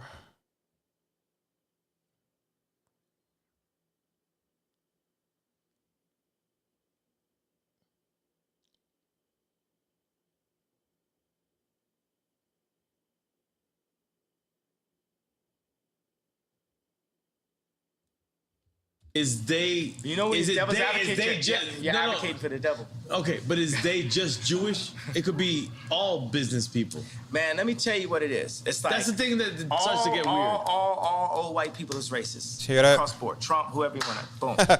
He just said Donald Trump and of course Joe Biden are racist, and he put a lot of other white people under the bus also. I don't believe all white people are racist. Now let's. I don't think all old white people are completely racist. I wouldn't say that. I still got some. There's some old white people in my community that contribute towards the economy and stuff like that. All of that stuff. So, but yeah, he's blatantly talking about the question was directly pointed at Donald Trump, and he even said it himself. Donald Trump, he's a part of that old white man group that is racist. They are racist, right? Everybody's racist, right? Because world's racist, white supremacists. I love Superman. I love Tom Brady. All right. I seen Mahomes. So why I seen even- Mahomes throw that game. I see him throw that game, and it's so funny. It's weird because I'm you know, it's like on some bipolarity, right? Because I see Mahomes, and I can see it in his face. I seen a couple passes he threw. I knew the conversation. The conversation is like, you got a long career ahead of you. We need our boy to get 7 rings. And I love Tom Brady too, so I'm torn. You know what I'm saying? You're not always one thing. When you were AB, you were AB. Yeah, I'm with AB. I'm talking about when Tom Brady won that Super Bowl over Mahomes, right? So I seen him throw a pass, and it looked like Christian Laettner running up the court slow to me, because I seen it. I know, and I knew what the conversation was. The conversation, you got a long career ahead of you. We need this one. You ain't gonna be coming out doing all this. You ain't gonna be moonwalking today, Mahomes. See that? We'll give you your opportunity to moonwalk. It's just not today. Isn't that amazing? And if you go out here and pull a Bruce Willis on Pulp Fiction, you pull a Ye, you won't make it. See? And they showed him a picture of his grandmother. And they showed him pictures. You know what I'm saying? Do this sound like about right? Does that sound like a pro white supremacist? I'm just saying, like, these aren't the things that like white supremacists say. You're not gonna hear this man right here. Beta baby. You're not gonna hear Jesse Lee Peterson say things like this. You're not gonna hear Candace Owens say this. You're not gonna hear the Hodge twins even. You're not gonna hear them say this. You're not gonna hear vintage Lucas, Amazing Lucas say this. You know what I'm saying? Shout out Amazing Lucas, you my homie, bro. You're not gonna hear these people say these things. You know what I'm saying? Because the agenda holds on to these Sambos. Dr. Claude Anderson speaks to meritorious man's mission, right? The idea that let's get somebody that look like them, get somebody that can represent them, that they can identify with, and then let's tell them everything. Let's feed them money. Let's pay them to grift. Let's get them to forego all production, all advancement in their community, so that they themselves succeed in spite of the advancement of their communities. This is not what Ye just said right here. No, that's not what those type of people will say. Did it sound about right? Yeah. And the interesting thing, the way how Quentin Tarantino framed it, whether it's in Pulp Fiction or Django, he framed it where Ving Rhames was the Jewish media, and Bruce Willis was us. So go back and look at Pulp Fiction and look at what it was. This is real NFL. This is like on TV, bro. Act like you ain't see that. Act like I ain't my home saying like, man, all right, okay. No, but let me. So I want to say this too, though. This is around when he really starts to really develop as a speaker, as a public speaker. Hold on a second. Yeah, this is when he truly like developed his style, his confidence, and his speaker. You know, his flow, if you will, in terms of like interviews. Like he's comfortable. He's more comfortable now than any of the times we've seen him in the past. You know, he doesn't look unhinged in this interview. He looks comfortable. You know, he's like throughout the whole interview. I would argue. I mean, I could be wrong. If there's a timestamp where something looks kind of weird to you, I like you just go ahead and share it with me. Put it in the comments. I like to hear it. Or I like to review it. But I just want to kind of take a quick couple seconds to exclaim that he was really shining in this interview. He really it's a big difference between how he speaks here and how he spoke the few years back when he did the CNBC interview. Let me just ask you, because And I love Tom Brady, bro. I love Tom Brady. But guess what? I was also taught to love Tom Brady. Yeah. Who's your first superhero? Superman. So the whole world is white. Is that your shirt? You got the Superman. No, this tremendous. No, the other shirt. We did. Yeah, no, instead of Superman, we had like it was Ali against Superman. Instead, it was me against Tremendous. But where we were going with that, bro, it's like we've landed on some kind of planet here. Something that was ordained by God here. Something about the balance, the sensitivity, the drinks, the juicy bar, the douce. Juicy bar. Yeah. Goddamn, make some noise for that. Goddamn. Come on. Yeah. I love juicy bar. Yeah. Juicy bar is quite delicious. It's great after workouts. We don't live in a correct universe, guys. No, but yeah. My man really. Doing. We're fucked in this universe. You got the douce and the juice. Yeah, he stay on some fuck like you say. I don't give a fuck who say. But yeah. Y'all don't want no smoke, you want Luces. You know, like the small ass cigarette left. Go ahead. No, but yeah. This real shit, like, there was so many people that was conflicted and then switched sides because we didn't understand what was your plight. You mean on the red hat or the t-shirt or what? Which part? Yeah, I mean like his specific plight? Yeah. So I fuck with you. I love you. I consider you my brother. And to these people that is complaining, I'm the guy that's talking to them. So help me out on what's your actual plight. Who's your number one producer you ever worked with? Me. No, okay, at that, who you say? Pharrell. All right, I said Pharrell. Pharrell. My wife just said Pharrell. I'm the Pharrell of politics. This for me? I'm the first time you seen a black dude wearing a Harley Davidson hat, riding on a, on a GT, You're transcending on a politics, Haro though. GT or a GT bike. Cause I used to freestyle bike. I was a extreme gamer and shit. I can stand up on top of a bike like this and ride and shit, like just like Pharrell. I was a nerd also. You know what I'm saying? I was a nigga with the pink polo and and We love you. ruling the world right now. Yeah, and that's what I'm saying. In a way, they gotta have the taste though, bro. You know what I'm saying? Steve Jobs had the best taste. I've yet to meet a tech guy with better taste than me. I'm the next frontier. You got Ralph, Steve, and then it's me. You know what I'm saying? It's like none of these guys, even Elon flew me, you know what I'm saying? Vori, Wack 100. It's like a team was like went to SpaceX. I'm like, what? Why is this not in my? Why is none of these conversations in my notes? So like one none whatsoever. Where we at here? John Brady, 4404. Yeah, I'm way past that. So 249, 27.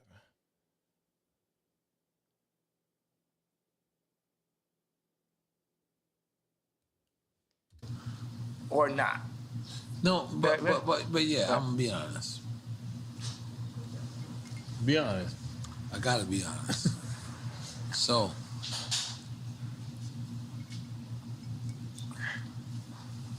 but when you wear the White Lives Matter shirt,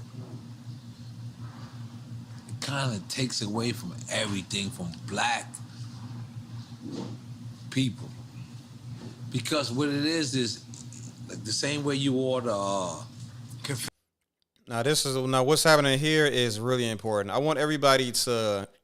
I want everybody to understand that sometimes, this is not all the time, don't get me wrong. Sometimes the interviewer is completely immersing himself into the community, right? Everybody understands, everybody should know, right, that it's the interviewer's job to ask the questions of the people to the person they're interviewing, right? And this is what he's doing. He's speaking to everything that black people are asking, want to know, why is Ye doing this? He's asking the important questions, and watch what Ye answers with. Confederate flag? Confederate flag. And we're like, damn. And I know you. I love you. I fuck with you. You my brother. So I take this. And I'm a real nigga. And I'm a real nigga in the streets every day. But even me, I question, like, why would you try to, like, even when you said, you know, George Floyd, and you said, George Floyd, and you said, I could prove that somebody wasn't on his neck. We don't even care about that, yeah. Because we don't care. But let me finish. We black people, we Black Panthers, we fucking the people that you gotta fuck with. We fucked with you when it was time for you to say that it's to fuck with you. My man is a little tipsy right now, but just bear with him, y'all. We want to continue to follow you. We do. He's speaking from the heart, though. My man is speaking from the heart, cuz. he said, we fuck with you, man. Yay, we fuck with you, man. He be start crying. Hey, my man is speaking from the soul, though, man. That is the truth serum at work. You feel me? That's why it's such a dope, man. That's why Drink Champs is such an authentic, raw, emotional, like real down to earth pod, bro. I love it. This is really, truly a great and dope podcast. I suggest everybody really sit down and watch all these episodes, man. Noriega is definitely a genius when it comes to this podcast stuff. He arguably the best podcast out there, especially for the black community, man. There's been some extremely important conversations going on this Noriega podcast, this Drink Champs podcast, and even though this particular podcast episode drew in a lot of negative attention, bro, man, quit playing, bro. This dude Noriega put in some serious work for not just himself, not just his platform, but for the community as a whole, bro. Man, give this man his flowers for real. But yeah, man, like for real, that's Truth Serum spoke. that Truth Serum forced his lips to speak what needed to be said on the behalf of the black community. Much respect to Noriega for creating this platform. You are yay. But when the white lives matter, we know white lives matter. We know that. But Black Lives Matter. When we are getting killed every fucking single day, we have to notice that. But since that happened, we haven't got killed less. We got killed more. We broke more shit up. You gotta understand, it's like what I'm doing is tight jeans. If you think about if you think about a Meek Mill's outfit and you picture him, you gotta picture him in some tight jeans. But the same mentality would have been Beanie telling me and Pharrell to come out the closet because we was wearing tight jeans back in the days. Yeah. And then I got on tape, I say, yo, don't try me like that. You know what I'm saying? I'm on Sephora shit, and now me and Beanie, we good. Like, everybody know I'm Michael. You know what I'm saying? Like, there's no one, like, no one. You know what I'm saying? But so that's what I agree. It's like, I agree. Yeah, but yeah. can you talk? Can you let me talk? Yeah. But I agree. I agree with everything you say. But we really getting killed out here, yeah? Yeah, listen. We're really getting killed out here. Our little brothers, God bless our children. I want to say he's speaking to like the fentanyl stuff. Like when he kind of comes out and says the things that Candace Owens says in her documentary regarding BLM and George Floyd. This is what he's talking about. He's talking about, hey, it's not like we're not killing ourselves out here, yeah. They are putting their knees on our necks and they're strangling us, right? Figuratively, obviously. But we have targets on our backs. And it's not, and don't believe the stuff that Candace is coming around and talking about, right? It's literally, they're killing us, right? That's what he's speaking to. And they talk about the whole fentanyl stuff in the conversation. I might or may not cover it here. T-shirt's not gonna change it. You have children named Nori, Chicago. Imagine Nori in Chicago comes to you and says, yo, they call me a nigga. And then Nori says to you, well, why they call me a nigga? And they say, because they said black lives didn't matter. No. White lives matter doesn't mean that black lives don't matter. Yes. Right, that's the thing. That's what we need you to say. That's the conversation. That's what we need you to say, yeah? That's the conversation. Yeah. All right. Now we talking. That's what we need to say. See? And this is kind of comes to the problem. This kind of, it's beautiful that he did it like that. Because I don't know if Noriega knew that already, right? He probably didn't, right? But it's really important that he got that out of Ye. Because he has a peace creator platform where blacks primarily tune in on, and the message of all lives matter, not infringing on Black Lives Matter or White Lives Matter, isn't infringing on Black Lives Matter, is not something you will hear from media sources ran by progressives, right? And you understanding that all lives matter, not infringing on Black Lives Matter, is not gonna be talked about. It's only gonna be talked about on right-leaning platforms, albeit sometimes it's said in bad faith, like some people truly do mean that Black lives don't matter. Don't get me wrong; those people do exist, and some people are using, I would argue that maybe even majority of the people that use that all lives matter slogan, they're using that to demean the importance of Black Lives Matter, right? But you have to, you also have to understand that the intentions of people are not all the same, right? Just like black people are not a monolith. You also have to spread that. You also have to extend that grace to people that say white lives matter or all lives matter. Not everybody have the same intentions, right? And that's what Ye is trying to explain. Ye has his own reasons for why he says white lives matter, right? He has his own reasons for why he says all lives matter. But as you just saw, as you just witnessed, he states in live that it's not to infringe on Black lives, right? So that's important. That's important to understand. And in my opinion, you only wouldn't know that already if you stick to your echo chambers, right? So that's why it's important that we stay out of these echo chambers, that we do our best to surround ourselves with people that can challenge our thoughts, they can challenge our opinions. Okay, so where we at now?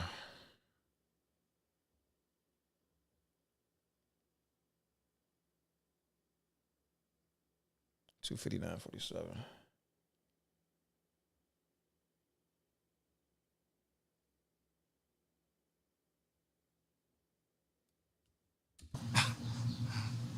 That was hard.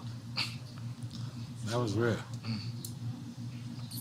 But that's why we had this conversation. And by the way, we're going to have this round table. Can you imagine when we design our communities, starting here down in Miami, and then around the world? Let's go. Around the fire pit. And around the beautiful, Drink Champs fire pit. Yeah, right there. We got the Douce. We don't got the Hennessy. We got the Douce. We need Karis One. Yeah. Cool Herc. Hey, you know what? Flash. I will say, I want to come and say to my people, I'm apologizing that hurt. I imagine that Moses many times had to come and say, hey, I know this hurts you, but we're going here. It's a lot of people that had in their daily life, it got used to like moving those bricks and building pyramids and also building up Jewish record labels and, you know what I'm saying, building up the basketball teams or building up the fashion brands and shooting ads for like fashion brands we don't own or drinking Hennessy or signing with Larry Jackson and Apple instead of doing it on Tidal or whatever it is, you know what I'm saying? There's no knocks to Larry Jackson. Larry Jackson got his own thing now, right? And that's better. But every single black artist need to be on Tidal. Hear that? Every single black artist need to be on Tidal. Why? Jay-Z is at the top of Tidal. Right? There's other streaming platforms. There's don't be on Spotify. Not to say don't be on the YouTube thing or whatever or what have you. Hold on a second. Why does it say John Wayne panel?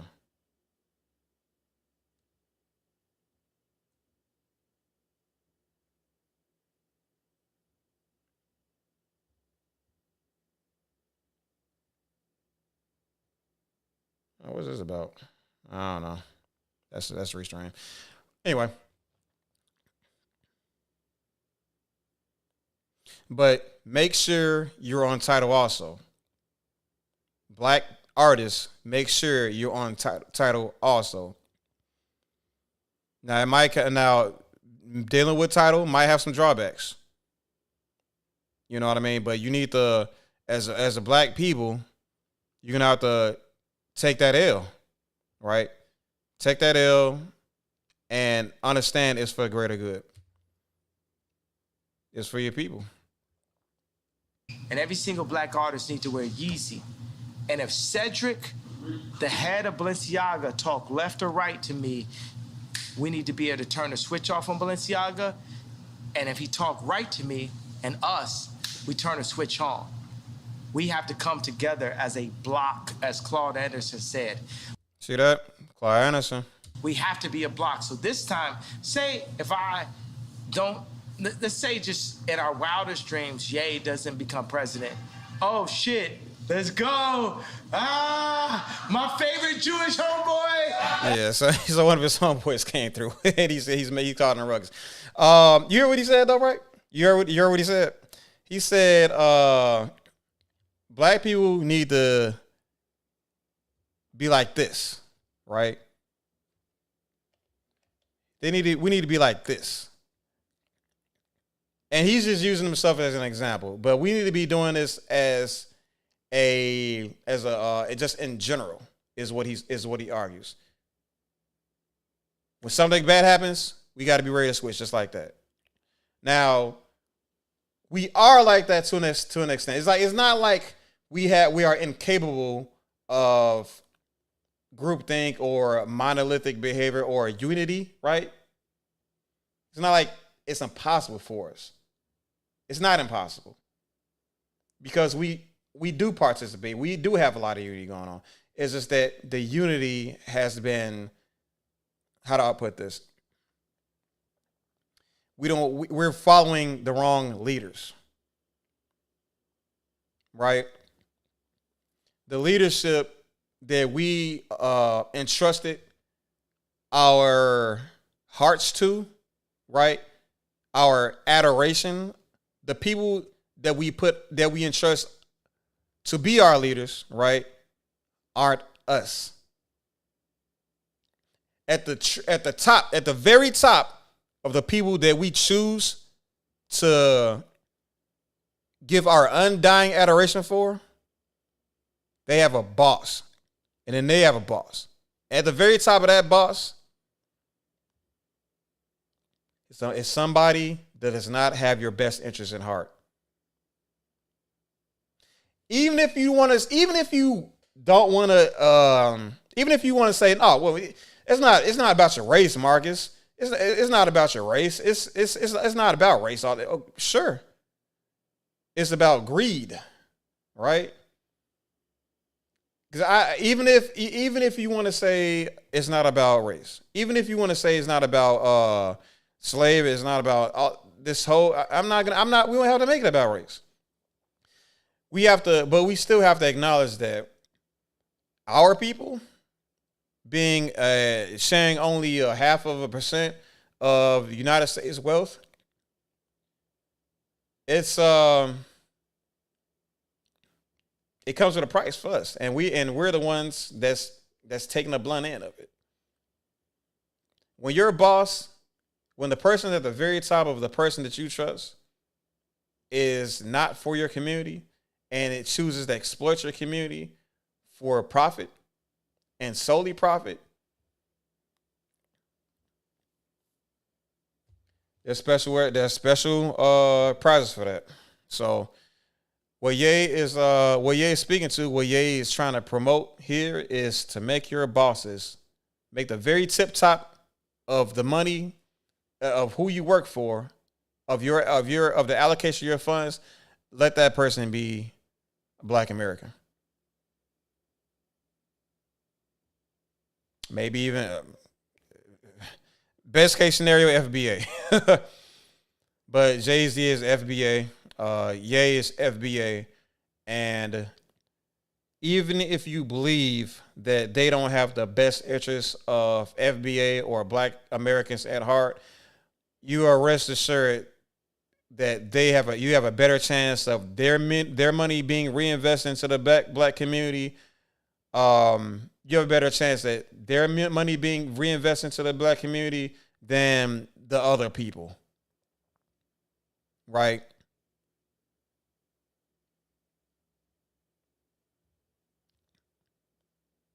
Just putting it out there, man. He learned, and I want to end this off bad. I want to end this portion or this Drink Champs interview by saying, any Black person that listens, that I'll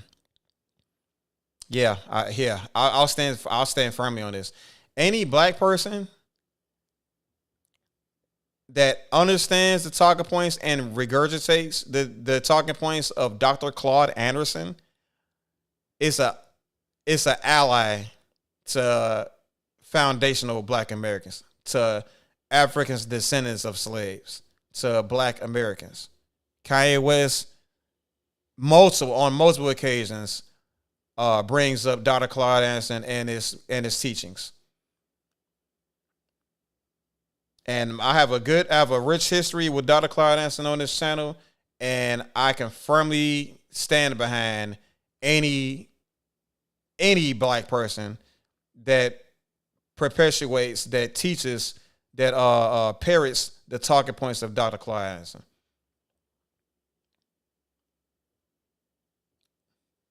So let's see here. I mean, I do want to I do want to make knowledge. I do want to state that I would really need them to understand the talking point. Not just parrot the talking points, right? But to actually take the time to fully understand and fully to the point where they fully conceptualize everything that man has taught, right? Don't just it's not parroting is not good enough, I would say, but actually understanding and fully embracing his teachings is what is what I'm speaking to. Okay, so that was a doozy, but we made it out of it. So this next interview is with Tucker Carlson. The Tucker Carlson. I don't know much about Tucker Carlson's works, right? I know we all seen what's happened with him in recent. He fired from Fox News, whatever reason. And I don't know, I don't have that big of an opinion about him. What I can say is that he generally is frowned upon in the black community, and I don't really know why. I don't know why. I would like to know why people hate him so much. Probably has a lot to do with being unable to empathize with black Americans. I would like to think that at least. Worst case scenario, they don't like him because Fox News. Yeah, he's a Fox News affiliate. So let's get started with what happens between him and in this interview. About the White Lives Matter.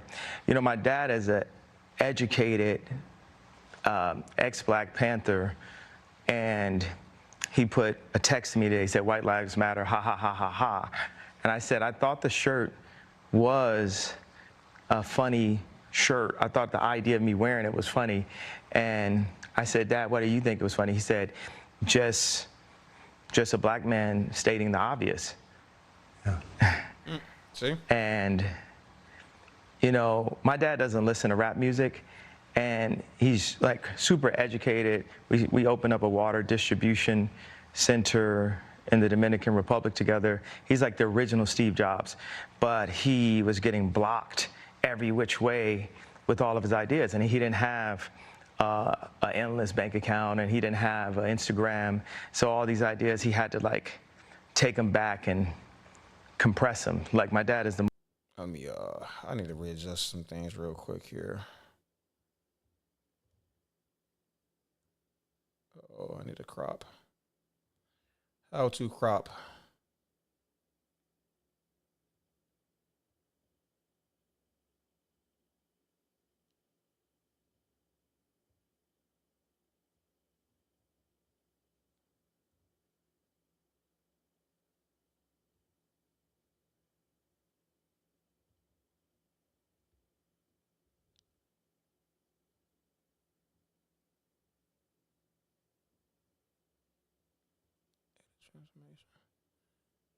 Cropping.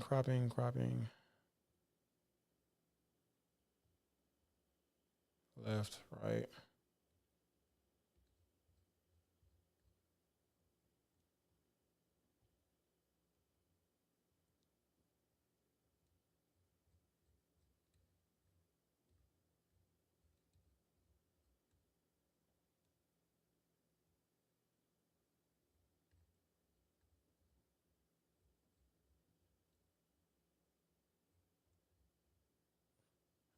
Okay.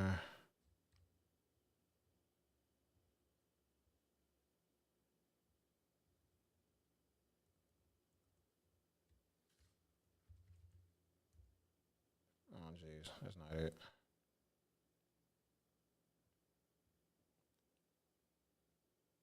It's gonna be better for the for the short. I gotta make out of this. Okay. The most brilliant person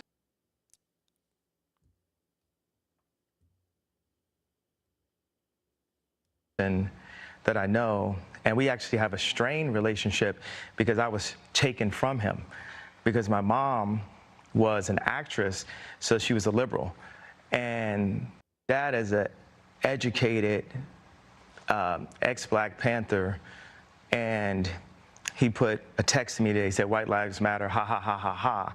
And I said, I thought the shirt was a funny shirt. I thought the idea of me wearing it was funny. And I said, Dad, what do you think it was funny? He said, just a black man stating the obvious. Yeah. And,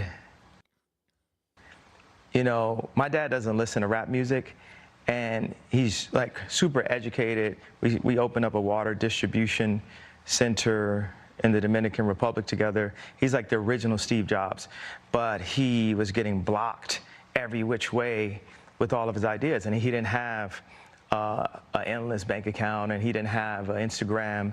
So all these ideas, he had to like take them back and compress them. Like, my dad is the most brilliant person that I know, and we actually have a strained relationship because I was taken from him, because my mom was an actress, so she was a liberal. And my dad would see certain things and say, you know, we should do it this way, we should do it that way. And the people got around my mom and pulled her away, much like, you know, Kim is a Christian, but she has people who want her to go to Interview magazine and put her ass out while she's a 40-something-year-old multi-billionaire with 4 black children. And this is how fashion wants to, how they want to present her. So I know you give these questions, and I give you like these 3-part answers. Is this a cool format for you? Yeah, I love it. Okay, cool. And I am following it. All right. So you said that your father said when he saw the shirt, White Lives Matter, it's great to see a black man stating the obvious. So by which I think you meant that's obviously true. Yeah, that's my favorite response, because I kept on thinking, like, you know, people, they're looking for an explanation, and people say, well, as an artist, you don't have to give an explanation, but as a leader, you do. Yes, I think that's right. So the answer to why I wrote White Lives Matter on a shirt is because they do. It's the obvious thing. Yeah. It's the obvious thing. Why do you think that's so, and I assume the implication is, of course, all lives matter because they're lives, because God created them. Yeah. Why do you think that that would be considered controversial?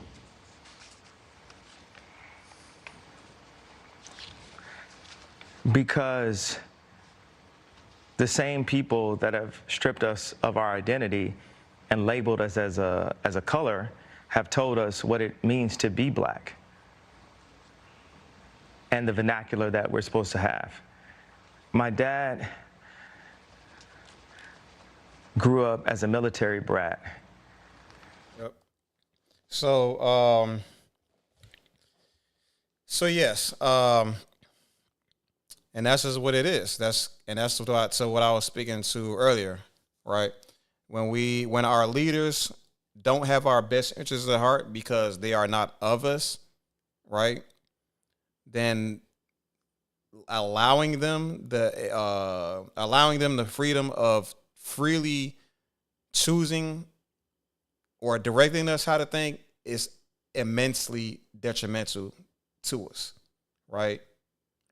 And they've been using our own feelings, our emotions, our attachment to slavery against us, right? They use our sensitivity against us, and it works like a charm. So much to the point where people that I would call divergents, right? People that think outside of the box are seen as weird or and essentially ostracized from the community because they don't entertain the victimhood that comes with being told certain things, with certain things being said, right? And yeah, it's trying to wake people up of that unfortunate reality. So when our sensitivities are being thrown in our face by people that are trying to, how do I word this? When we are told to be angry by the people that don't have our interests at heart, our best interests at heart, that can expose us to a lot of pain and anguish in the future. It by way of us being overly reliant, right, and overly loyal to that group, because the other group is just seen as evil and not worth listening to. And what Ye is trying to show us is, and what I've learned also, is that when you spend some time with the other group, even though you don't agree, right, that there's still something to take home. There's still something to consider in your moves going forward. Just because the people you don't agree with politically are not in alignment with your reality and your lived experience, does not mean that they're particularly evil people. It means they have a reality that you just may not be made privy to. So, and that's not to say that we need to. It's not to say that everybody's going to be pleased with every outcome, with every. It's not to say that one leader can truly rule all of us, right? And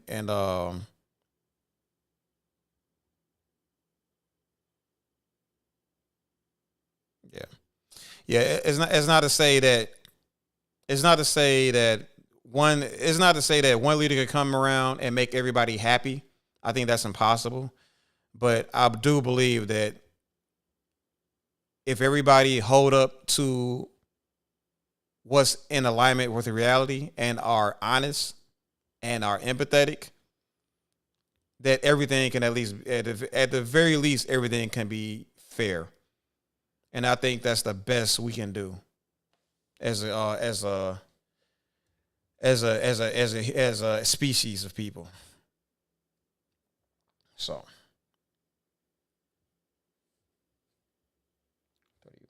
30.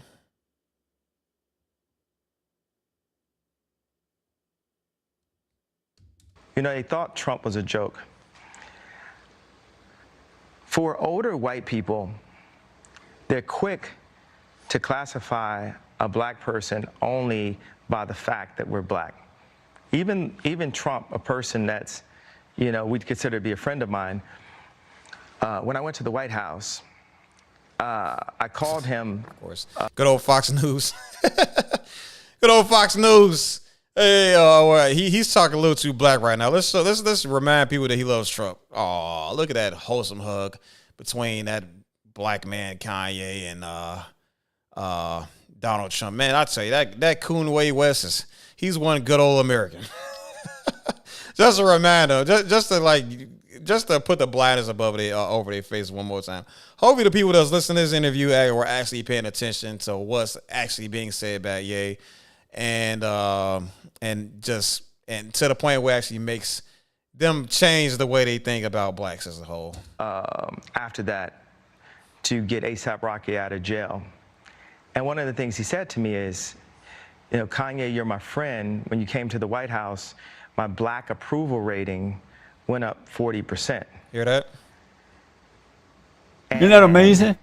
For politicians, Ye pays attention, man. Ye pays attention. So there's a lot of people out there that says, "Oh man, Kanye just man, he's being used. He don't understand. Like he needs people. He needs somebody in his corner that can tell him like when he's being used. You know what I'm saying?"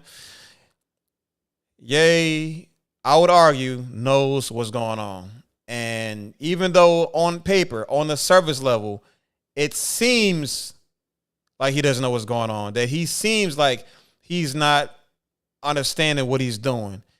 There just might be something that's going on underneath the table, behind closed doors or behind the curtains that we just don't understand yet because we have not had the private conversation with Ye himself.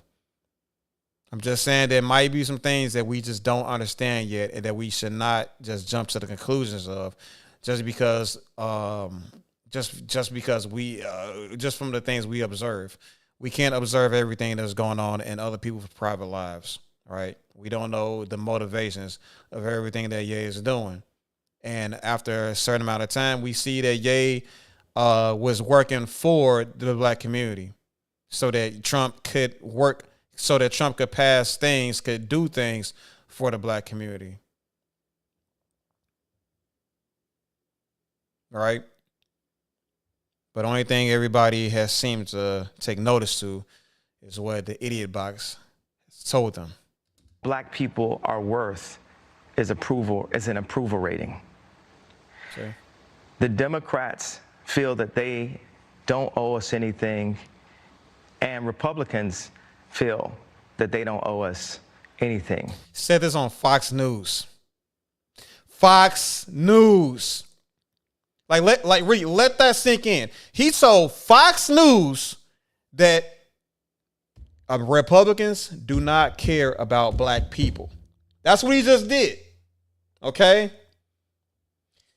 He just told people that watch Fox News that Republicans don't care about black people. He did it again. But he's an enemy of black people, is what you people allow folks to tell you. That is embarrassing, okay?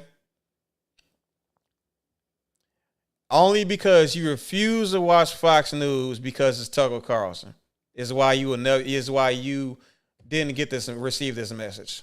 That's why you didn't. That's why you didn't. You wouldn't be able to come to this type of a conclusion, right?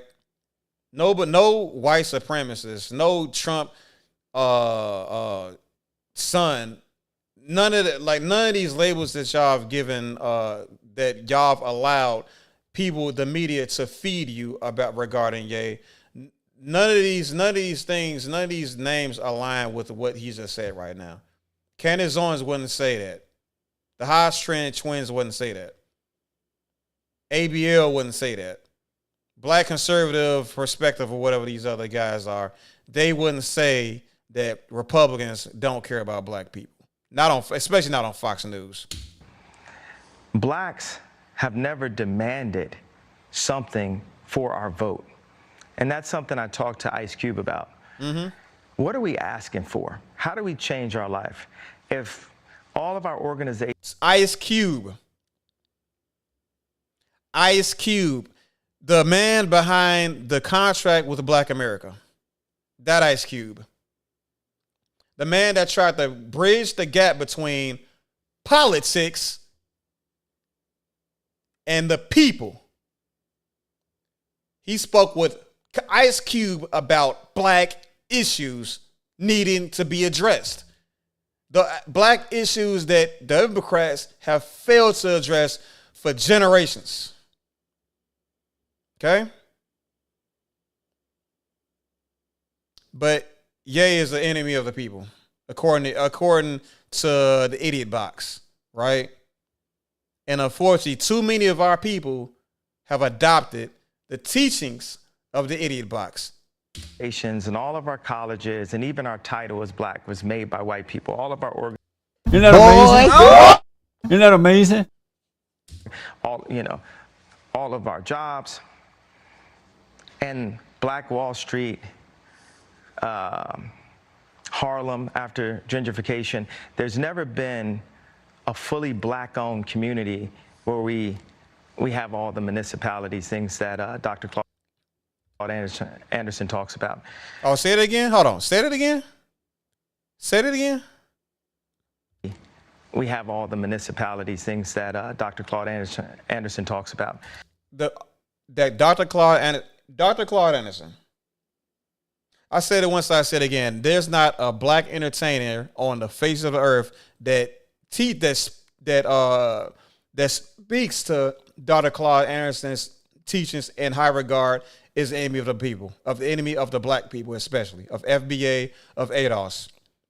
Any entertainer, anybody for that matter, that speaks to on a large platform, especially Fox freaking News, right-wing Fox News, speaks to the teachings of Dr. Claude Anderson, no way are they an enemy of the black people, of ADOS, of FBA, of Hebrews. No way. Even if he's grifting at this point, even if he's saying this to win some votes for an election, he's still perpetuating a notion, an idea that can liberate black people from oppressors.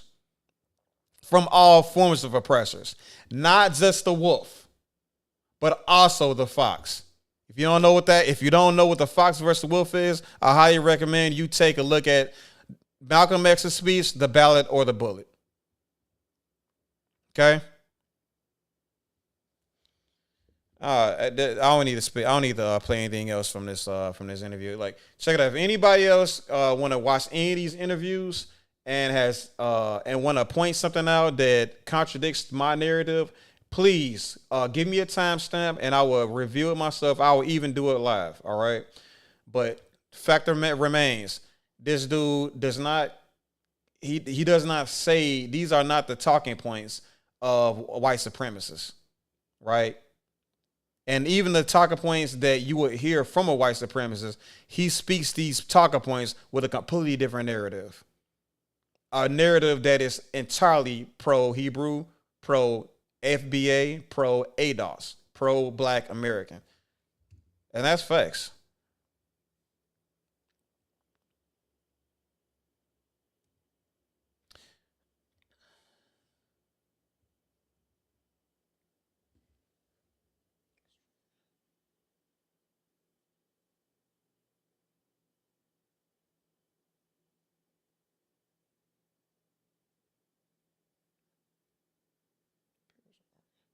I'll do the Piers Morgan first.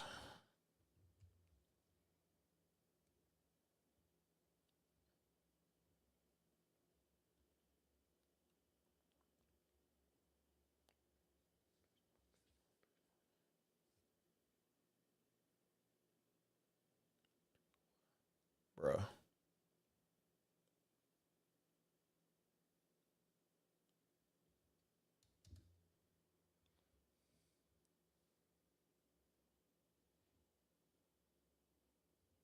What is the real story of January 6th? Many people have asked that question. So we're looking at the Piers Morgan interview with I'm sorry. So we're looking at the Ye interview hosted by Piers Morgan on his platform. That's all fine. You can do all. But of it course has you to can start do that. somewhere. Of course you can do all that. And when you do that, has to start somewhere. I hope you won't be judged as a black business person doing it all the time. That people don't phrase it all the time by the color of your skin, but by your business acumen. Isn't that what you would like? Isn't that what equality actually means? Of course I'll be judged by that. And this is really interesting. I want people to pay attention to stuff like this also, but what just happened right now. A lot of people want to talk about they want to talk Dr. King and Dr. King talking points when they're talking to black people, right? They want to talk about the ones that favor themselves especially, right?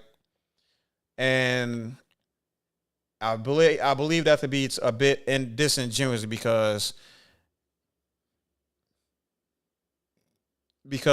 Dr. King also spoke of a lot of things that were happening directly to black people, and when you conceptualize his talking points and when you put things together, right? Like how you will read the Bible, you don't read the Bible like you read the entire Bible from beginning to end, but to put a lesson together, you have to pick pieces here and there, and create a lesson based on a collection of scripture, right? And this is kind of how you kind of decode. This is kind of how I put together my understanding of what of Dr. King's message and stuff. But like this type of thing is not going to happen with a lot of these types of people, and it's not just white people. Don't get me wrong, but everybody that's wanting to talk about Dr. King's speeches on equality and stuff like that. And I have a dream of things like that. I'm not going to go all into detail about Dr. King, but what I will say is a lot of what he was saying regarding equality and judging a people by the character of their character and not by the color of their skin, that was to advocate for equality amongst blacks especially, right? And I say that because he's also spoken on reparations for blacks, and he's spoken on things and government handouts for for migrants and immigrants, right? But nothing has been set aside to repair black people of not just chattel slavery, but also institutional racism or systemic racism. But yeah. That because when people come into power, people get judged. You know what I'm saying? Like, there's nobody that gets judged more than a straight white male.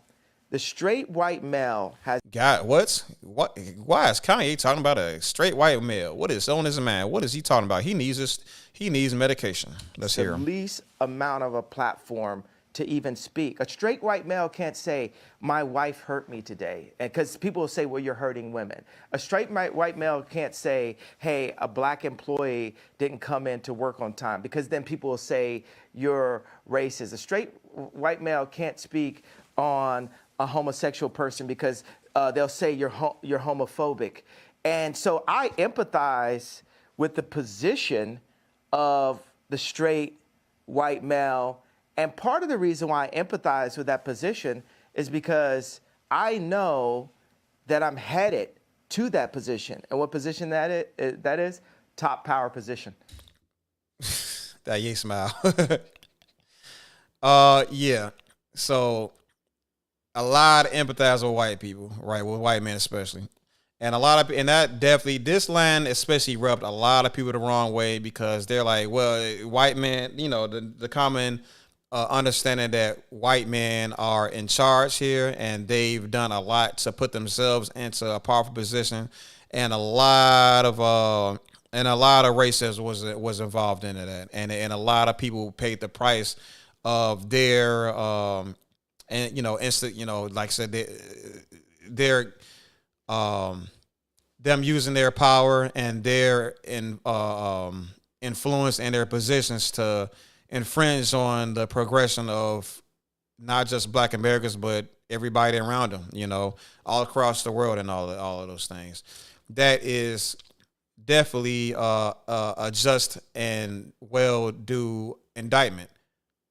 However, is that indictment that should befall every white person is the question, or every white male for that matter. And that's not particularly true.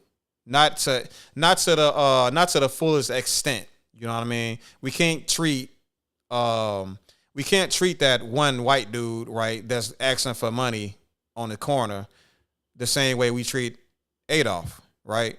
We can't put all of the indictment on. We can't put the entire indictment on every white man. It's just, and that's kind of what that's part of what he's speaking to. Now, to put that indictment on the white man in position of power it's definitely I see what he's going for. How do I word this?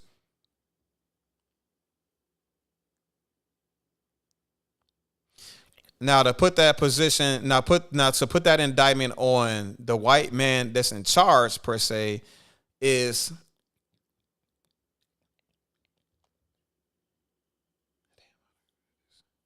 I need a couple minutes to actually consider to put this together. Yeah. So now for everybody, now to put that indictment on somebody like the president of the United States, right, which is something that he's aspiring to, he needs to understand. Well, he can't just understand, but he needs to show that he has the compassion, or not just the compassion, but he has the empathy, right, to be able to understand that with that position is going to come a lot of, you know what I'm saying, indictments thrown your way from the people. Like you're going to be watched, you're going to be criticized, you're going to be spat on, right, figuratively, by the people that you're ruling over, right, that you represent as the executive, as the chief. You know what I'm saying?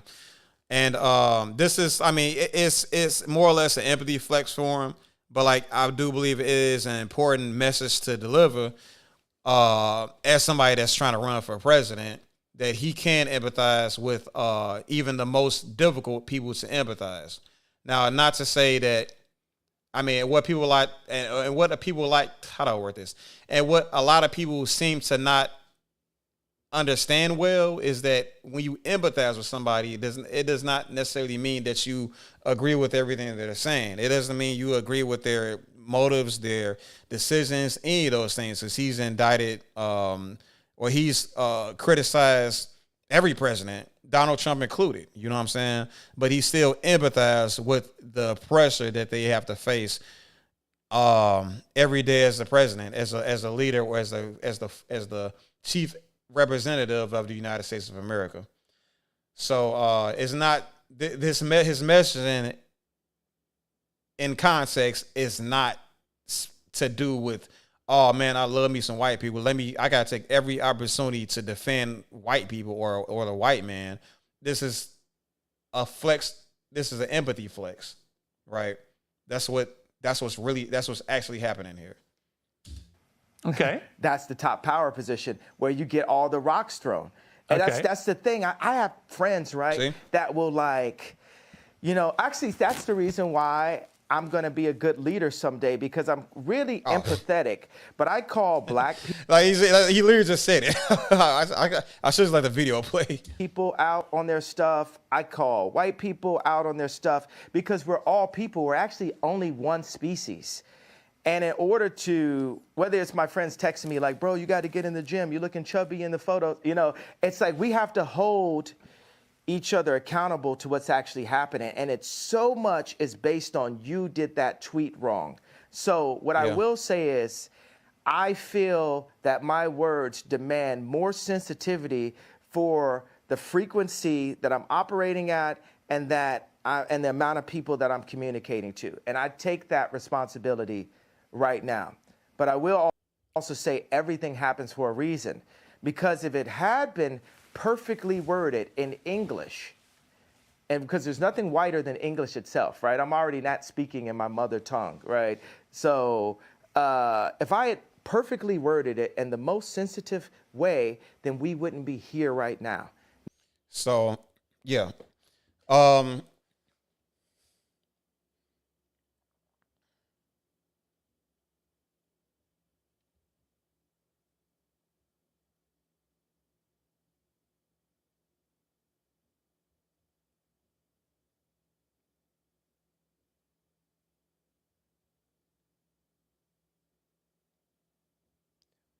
drawing a blank.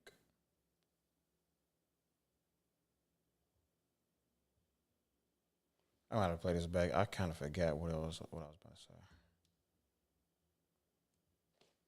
That's the reason why I'm going to be a good leader someday, because I'm really empathetic. But I call black people out on their stuff. I call white people out on their stuff, because we're all people. We're actually only one species. And in order to, whether it's my friends texting me like, bro, you got to get in the gym. You're looking chubby in the photo. It's like we have to hold each other accountable to what's actually happening. And it's so much is based on you did that tweet wrong. So what I will say is, I feel that my words demand more sensitivity for the frequency that I'm operating at and the amount of people that I'm communicating to. And I take that responsibility right now. But I will also say everything happens for a reason, because if it had been perfectly worded in English, and because there's nothing whiter than English itself, right? I'm already not speaking in my mother tongue, right? So if I had perfectly worded it in the most sensitive way, then we wouldn't be here right now. So, and like I said, this is another thing where he kind of speaks in parables, maybe, like in a confusing matter, right? And as I said earlier in his live stream, that you need to be privy to the references to which he's speaking to, right? So when he says things like you need to be sensitive to his frequencies, to which he's speaking, all these things, he's trying to say, like, there's, depending on the time, right? Depending on what's happening, right? you need to with full sensitivity, right? You need to, as an alertness, right? You need to consider what's happening around him and to him before digesting what he's saying, right? So that's in layman's terms, that's what that essentially means. Now, he says there is an option, or how I understand it at least, is that there's an option of saying what he's gonna say or saying what he says in a nicer manner or in a calm tone or more kindly. That his message, like delivering his message with a softer tone or with the perfect English as he puts it. That he wouldn't get the attention he's gotten. You know, he made that DEFCON tweet, and look where that landed him. A lot of media attention, and it's up to the people to watch the interviews and create the narrative for themselves instead of listening to the idiot box tell them what to think. So as far as I'm concerned, he's kind of right. The negative attention actually did give him some positive intention. You know what I'm saying? How does the phrasing go? No such thing as bad publicity. Well, he certainly capitalized off that bad publicity by way of platforming a message that is entirely pro-black. Yes, it was at the cost of billions of dollars. yes, the heck it was. But maybe he believes that it was worth it. I don't know. Do you believe it was worth it? Probably not. But I, at the very least, appreciate him spreading the gospel that is Dr. Claude Anderson. So.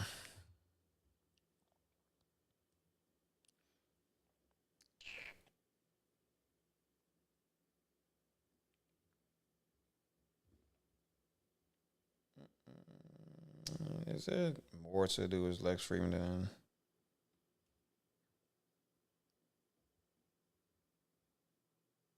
Yeah, that was it.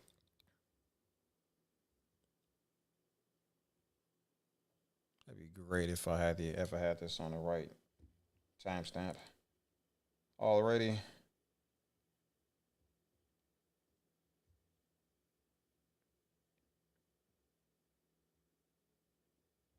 $154.38.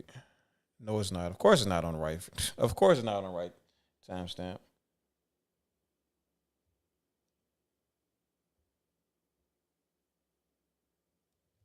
Blacks that are under population control. That's something that, I mean, that's just what it is. African Americans are not choosing to get the abortion. I mean, it's a choice. It's an individual choice. But we're being influenced to. Well, then speak to the community and help. I mean, I don't know what the engineering solutions there are. It could be you're doing that in part by speaking to the value and the power of family. Well, watch this. I was building shelters. I bought land in Calabasas, and I bought 2 ranches in Wyoming. And this is true because I believe it was Young Thug. Young Thug sold him some land too for cheap. He actually might have gave it to him for free, but of course he can't really do much with it with him losing billions of dollars. So that's the power of cancel culture or cancel company. 300. This ain't cancel culture. Cancel culture doesn't take billions of dollars out your pocket. Cancel company takes billions of dollars out your pocket. 100 acres in Calabasas, 12,000 acres in total in Wyoming. And I started building ideas for shelters. And God set it on my heart to make monasteries, which would be modern day facilities that don't turn people down, that have farms, that have shelter, clothing. But first of all, water. First of all, knowledge, because knowledge is the most important resource to our species above water. Knowledge, it's itself, because then you can go get water. I mean, you could argue, like, if you're a baby, how do you get water? But the baby doesn't have it, you know? So someone with the knowledge then feeds the baby the water. But it's important that those with the knowledge teach the baby how to find the water themselves. And the business people that I've been dealing with have been keeping the baby sick.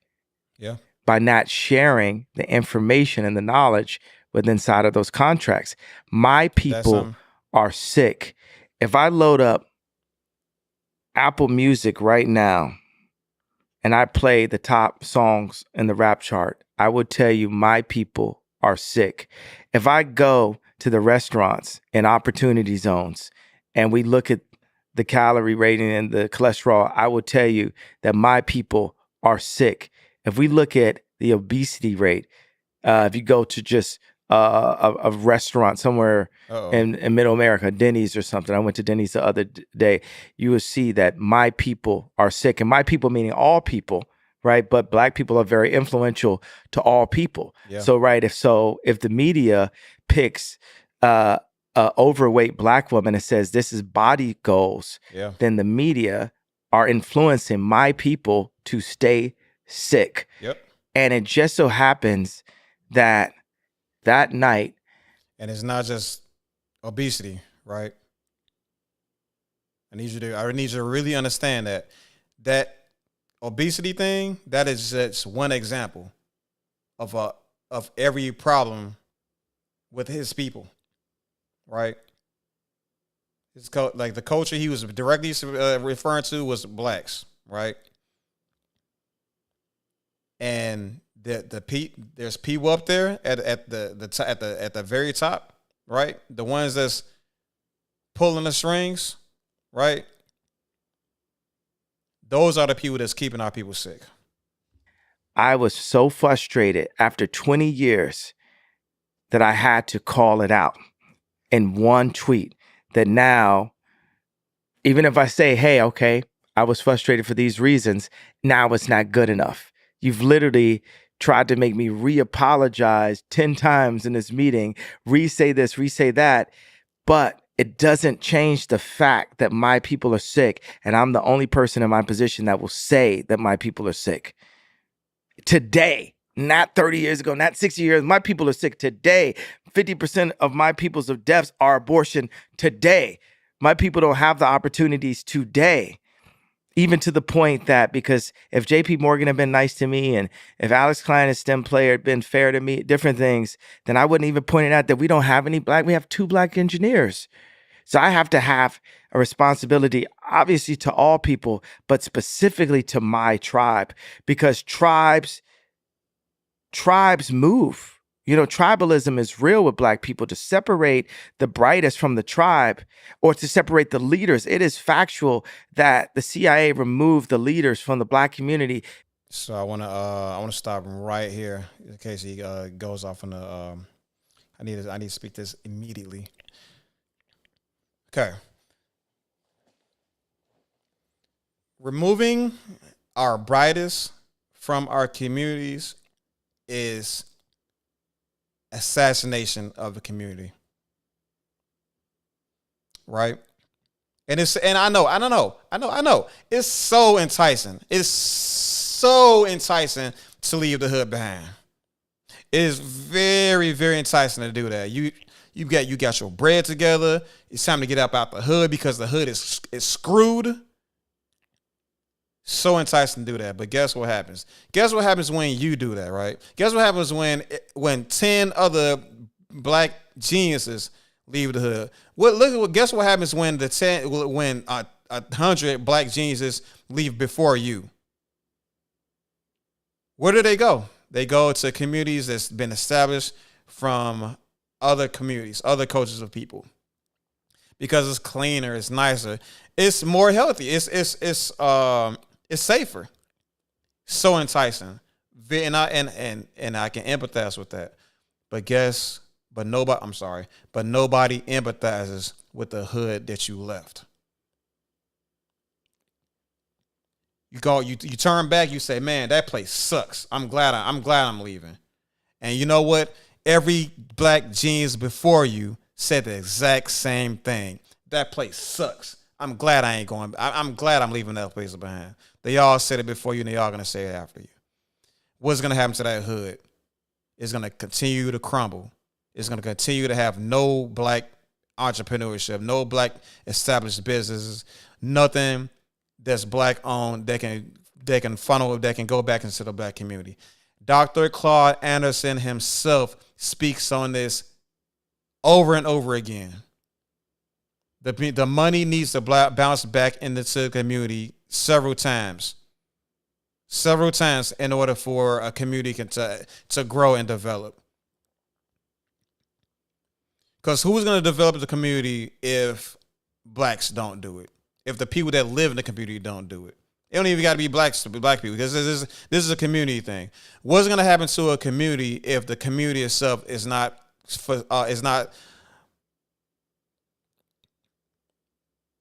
what's going to happen to the community if the community is not self-sufficient? Outsiders are going to monetize off of it. That's what's going to happen.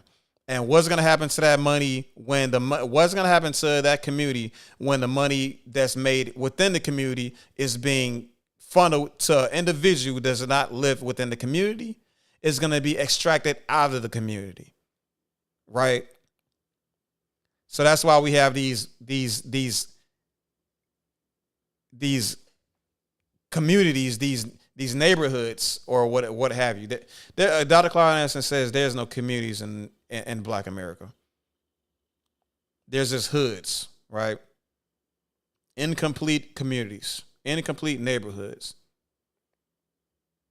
They're missing things. They're missing the aspect that can make them self-sufficient and whole. There's a void missing from black communities, and that's capital, and that's entrepreneurship. That's the ability to generate self-sufficiency, right? This is America we're dealing with. This is America. America is not a place for love. America profits off of love and compassion. You can ask all you want. You can run these marches. You can do these marches. You can hold these signs up. You can riot. You can even riot, right? But if the attention isn't put on the right people, then nothing's gonna change. And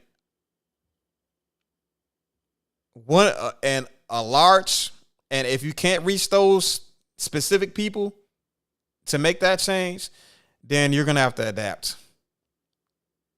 And that includes the black geniuses of America. Reinvest in the hood, man. If you don't want to live in the hood, at the least you can do is reinvest in your hood and do something for them, and do something for them out of love. Right? Do it out of love. Don't do it for capital gain. Don't be like these people that's gentrifying the neighborhood and all that stuff, buying these properties and profit off of it, and not giving money back to the community. There's so many blacks that we label bourgeoisie and all that other stuff. There's so many of these people that don't do anything for the people they made the most of their money from. The community made them who they were. The community earned them their stripes, essentially. Without the community, without the culture, they wouldn't be who they are. They would not have the gift of gab that they have.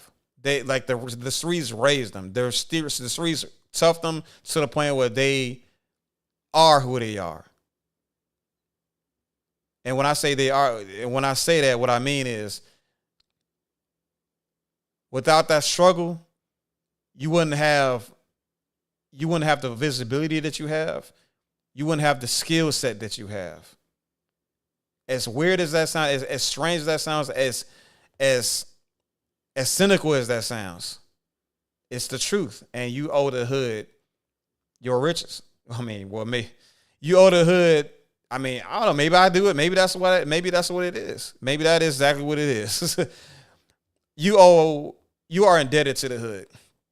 If you came to the hood, if you are selling the hood to America, you are indebted to the hood because the hood made you. Let's continue on. Put crack in the communities, put guns in the communities, and locked up all the leaders and called them gang leaders, right? Locked up all the leaders, locked up all the fathers. Now 72% of black mothers are raising children by themselves. And there's gonna be another hot take.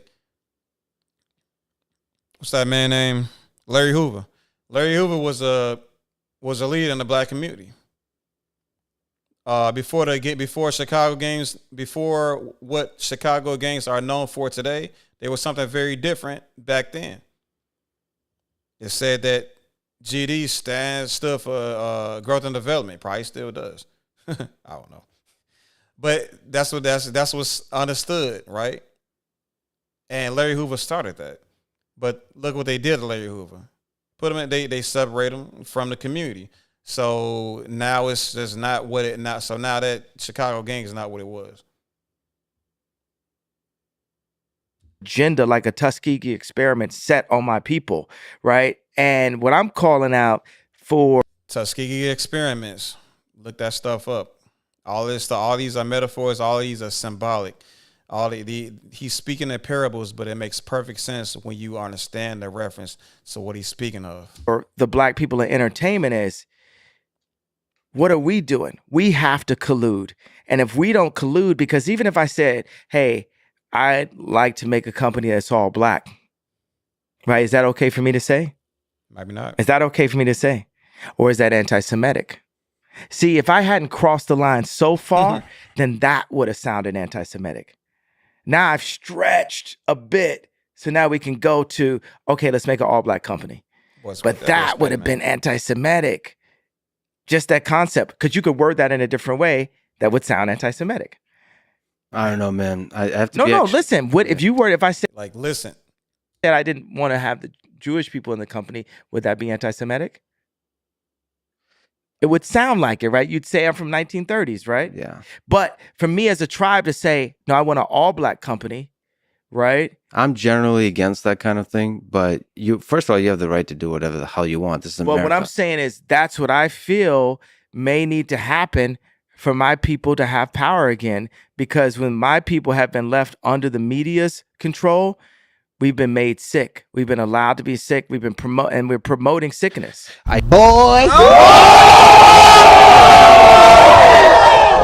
Do you get it now? So I'd argue to say that a lot of y'all would have never seen this interview had I not highlighted this specific portion of it.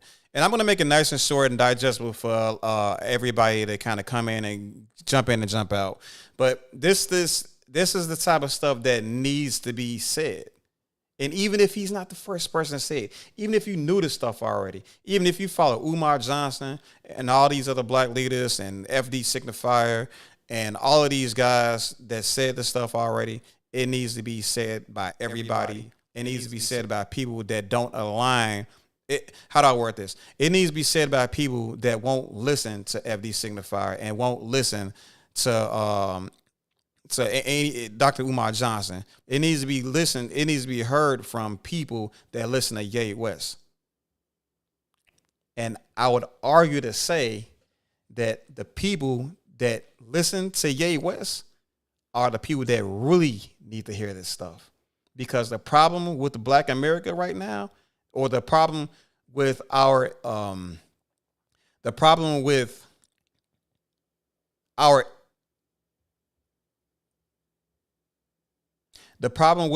relationship with the rest of America right now and other ethnicities and other skin complexions and stuff like that is that they have an inability to empathize with the Black Americans. Why? Because they simply are ignorant. And Ye is that bridge, that Ye is the man that builds the bridge between the people that we are, our echo chamber, right? He's the man that builds the bridge between our echo chamber and everybody and their echo chamber. And if nobody builds that bridge, the people that's in charge, the people that have the bread, will never have the chance of empathizing with us because they don't want to listen to FD Signifier. They don't want to listen to Umar Johnson. They don't want to listen to Tariq Nasheed. They don't want to listen to anybody that is that overtly follows the teachings of Marcus Garvey.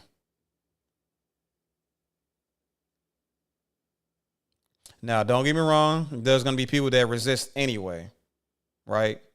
Because they keep Candace Owens in the back pocket. They keep Brandon Tatum in the back pocket. But kanYE is needed. Black conservatives that are empathy, that are rooted in their blackness, are needed in this culture. People that can speak the language of whom we call racist are needed in this community, in this battle, in this struggle. It's just like that man. Forgot his name. I really forgot his name. I should know his name too. I really forgot his name. But it was the man that spoke with Ku Klux Klansmen and talked them out of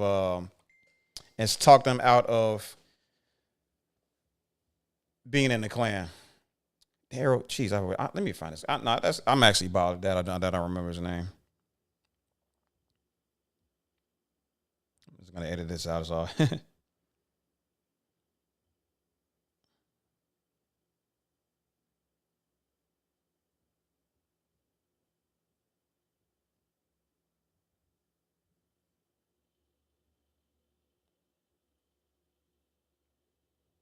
Daryl Davis.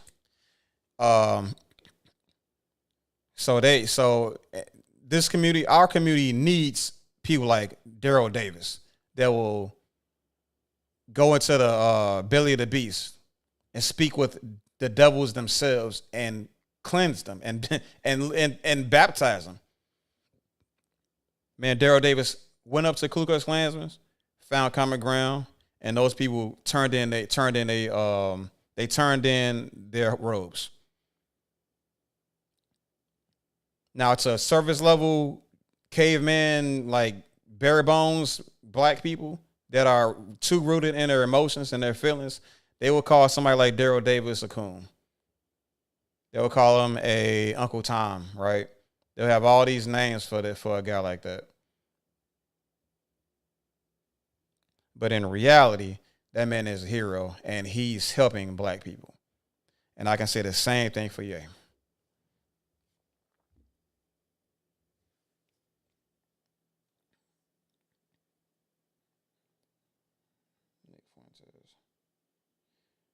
Okay.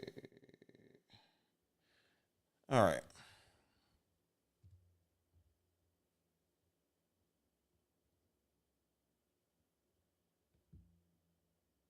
It's Piers Morgan, I'm sure.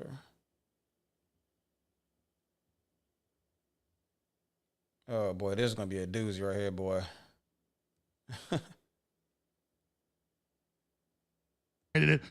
Ramming signs into the first line to get the first breach going. Oh, this ain't it.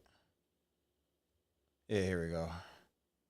Oh my, please be already on the right thingy. 27. Please be on the right timestamp because I don't feel like clicking around. 23, 28. Oh yeah, we actually, all right. Man, I did it. I deserve a pat on the back. Okay, so now we are going to be looking at a snippet from Alex Jones's interview with Ye West, with Yeah Man. Yeah. Yeah, this one was a doozy. I had a good time. I had a good time with this one. 3 hours long, 3 hour long interview, and I gave you the juiciest part. I stumbled upon this. Well, I was always privy of this interview, even right when it initially came out. I was reluctant to watch it because I was at this point I was at how do I word this? I was suffering from Ye interview exhaustion. I watched way too many Ye interviews at this point, and I'm like, look, I'm not watching this. I'm gonna just sit this one out. I'm not feeling it. No, thank you. That's what I said, right? And then I got into all these debates. I'm such a huge freaking debater. It's my kryptonite. And somebody said, "Oh, no, man, you got that." I watched the Alex Jones interview, and he said, and Ye said, I'm sorry, he said kanYE said he's a Nazi. kanYE is a Nazi, and he said it in that interview. And I'm like, ain't no way he said he a Nazi. Come on now, that's just propaganda, bro. He ain't say that. You just tweaking. And then he said, no, I mean, he really said that. He really said that. And I was like, I think people like. I think it's like some sort of a defense mechanism for bad debaters, right? It's like they don't want to. It's like they can't root their arguments in honesty and in truth, and instead they rely on bad faith argument tactics to get an edge in a debate. You know what I'm saying? So one thing you would kind of see from bad debaters is they will try to reference something that you won't have, something that you will have to need a lot of experience in, right? Like they'll say, oh, you need to read this book to understand this. You need to go to this college to understand that. You need to have already established information to have this conversation with me right now. You know what I'm saying? They will dismiss you. It's a way of dismissal, when in reality they could just conceptualize it in a way that is digestible, just to drive home their point. It's not that hard to do, but that's what they choose to weaponize. You know what I'm saying? So this gentleman tried to say, yeah, man, you ain't watched the interview, and he thought I wasn't gonna watch the interview, and I'm like, well, I gotta watch the interview if I want to win this debate. So that's why. So, but I was invested in this whole debate, this whole conversation with Ye. So I chose to go out and check it out for myself. So for my first impression was, this dude got a mask on. This ain't Ye, right? But I'm like, let me not do that and actually watch this interview and see what's actually going on. And I was surprised, right? So I want to surprise you all also. So let's peep game. How did I make it play? Uh-oh. I'm tired of hearing I'm a Nazi. I'm really, because I'm not. But I think by them falsely accusing people, some people are going to become Nazis. I am. Now what? I am. You're now what? Now. Isn't that amazing? I'm a Nazi, Ari Emanuel. Isn't that what it said? Because this is the thing. So you're doubling down. Look, Alex, I love you. Do not cut this rant off. I'm not. You're live. Right here. Okay, so we're in America. We get our history stolen from us, and we're all made to slaves. The Native Americans and the ones brought over on Jewish slave boats, right? Jewish slave boats. He said it. He said it, not me, and that's honesty. That's full honesty. There's a dark history between black people and Jewish people that's worth addressing, right? And in this conversation between the two communities need to happen, right? I don't know if you notice or not. I don't know if anybody watching this knows or not, but Jewish people had a big involvement in the transatlantic slave trade, right? And they used the reparations money that they've got from Germany to fund that escapade, right? And that says a lot. And then we're so-called free, but we're never free. And we're Republican, but then we're turned to Democrats at the MLK, JFK time, right? And we're told we're black, and they made songs that said, say it loud, say it loud. I'm black and I'm proud. Say it loud. I'm black and I'm proud. And then crack came. And then rappers started saying, what's up, my nigga? I'm a nigga. You a nigga. It's, okay, I'm a nigga then. Wait a second. I thought nigga was bad a second ago. Nah, nigga is fine. That's what the feds told us to call ourselves. And then even Beyonce, we never thought she'd call herself a bitch. Missy said, hey, I'm a bitch. Everyone says I'm a bitch. Okay, now our black women are bitches. So we're bitches and niggas now, right? I'm a nigga. You a bitch. I've even said this in my raps. So I wake up and I look at my phone and they say Ye's an anti-Semitic. So I said, okay, well, I'm an anti-Semitic. No, you said I'm an anti-Semitic. Get it? You understand what I'm saying? Bring in the clown. And then he kicks us out with this Frank Sinatra. That's bars, right? And a lot of people, and I understand that's a lot for somebody to kind of take in, especially just being dumped in the middle of the conversation. It can even be difficult to comprehend in the midst of the conversation, especially when you have a lot of heat for Ye, especially during this time of heat for Ye. But what Ye is speaking to is black people have been labeled things all throughout ever since we've gotten here. And other people have been telling us what we need to be calling ourselves. And you can say like, oh man, no man, that's us. That we created that. We reconceptualized the idea of the N word and made it our own. No man, it's not that we women like call each other B words. It's just and then they brain start frying. No, there's things going on. There's ideas that's being pushed by people in charge, in this case, the media, the music industry, that rewire black people's brains to label ourselves degenerate terms and degenerate terminology, right? And Ye is saying that these people are part of a group that's also telling us that he's anti-Semitic.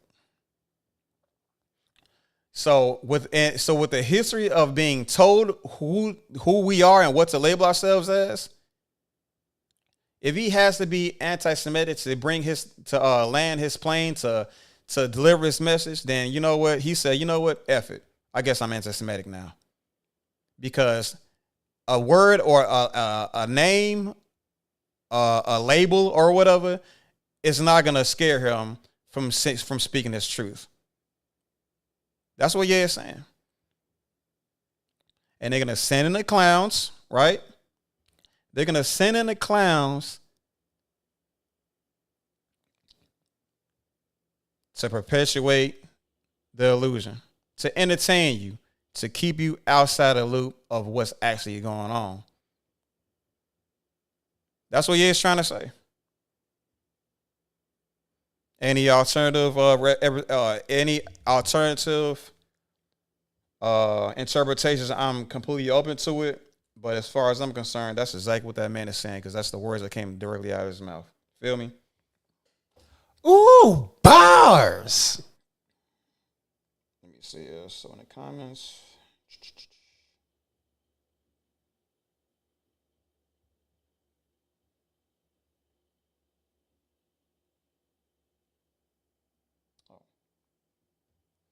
So, that brings us to our final segment here. I want to talk about them cloning Ye. I just saw this movie, man. I just saw a movie. They cloned Tyrone, man, and I ain't gonna talk about it for too long. I watched They Clone Tyrone, and I definitely see what a lot of people are talking about regarding the. I definitely see what a lot of people are talking about regarding the correlations to real life that they were trying to expose to everybody. Mind control, man. In the movie, they were talking about some sort of cocaine looking substance being put in the chicken and the hair products and the mind control in the music. You know what I'm saying? And is used to directly influence, or not directly influence, to literal mind control people into doing what's instructed, right? And the parallel I see here is that is essentially the exact same way. It's literally done. It's literally exactly as is done in the movie almost. Not not as extreme. Of course, they head-assed it as hard as possible, but that's what's happening here. In the music, They tell you, I mean, the music influences people with their emotions by way of altering their emotions, making them happy, making them sad, making them angry, making them degenerates. Not doing what's right, not doing, when I say what's right, not doing what's beneficial to the group, being individualistic, being selfish, being a hop, skip, and a jump from a narcissist, doing what's counterproductive towards the group. That's what these people, that's what the people in charge is perpetuating. Feel me? So that's what that movie taught me. That's what the movie is try to show the rest of America, especially black people. And that's what I believe Ye is trying to show us. That's what he's been trying to show us. And you know what? I believe Jamie Foxx has previewed that also. That's why he's so invested into making this movie happen, making this movie do well. He wants everybody to see this because there's a message in here that we need to be paying attention to. And I don't want to go too far into it, but another thing that's happening here is there's a cloning. I mean, of course they talk, the movie Clone Tyrone. What it also is paying or exposing, right, is the system's ability to recreate and recraft some, how do I put this? 3 pillars of the black community. That's the pimp, the prostitute, and the hustler. The system has created not the system, the powers that be, right? The unseen people crafted a system that clones these three fundamental pillars to perpetually keep our culture in a loop, in a cycle, a daily cycle. Now, it's up to us as a community to figure out what it's going to take to throw a wrench into that cycle, to stop this cycle from perpetuating, from rotating, from continuing, right? I think it's unity, right? It's not just unity. It's unity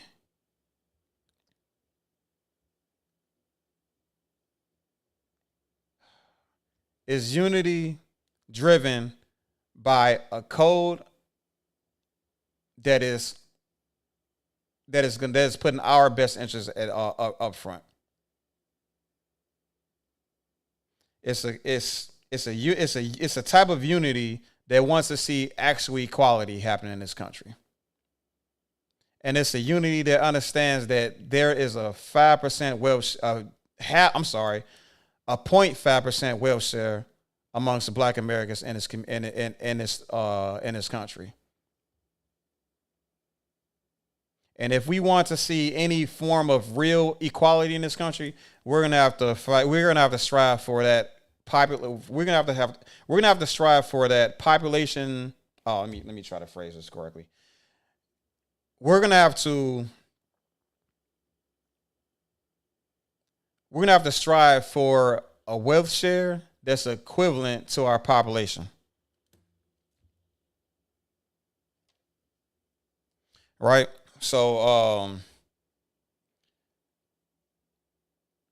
So that's what Clone Tyrone movie taught a guy like me. And the reason for this live stream right now is pretty much leading up to this point right here. So let's take a look at something that happened, some of like the last moments that happened to Ye. Before he kind of disappeared for the moment that he did. Where's the freaking? Here we are. So, Ye says, what should be obvious by now is that I was raised to stand for my truth regardless of the consequences. I think we all should live by that code. So I will say this again. I was mentally misdiagnosed and nearly drugged out of my mind to make a manageable, well-behaved celebrity. Right? Is that what we really want as a community, as a culture of people, well-behaved celebrities? Or somebody that's willing to say the things that we've discussed, that we've went over in this very stream? I think I prefer somebody that speaks honestly and speaks truth based on their observations and not just shut up. So here's a personal trend of his and what they said to him. He says, I'm going to help you one of a couple ways. First, you and I sit down and have a loving and open conversation, but you don't use cuss words. And everything that is discussed is based in fact and not some crazy stuff that dumb friend of yours told you or you saw in a tweet.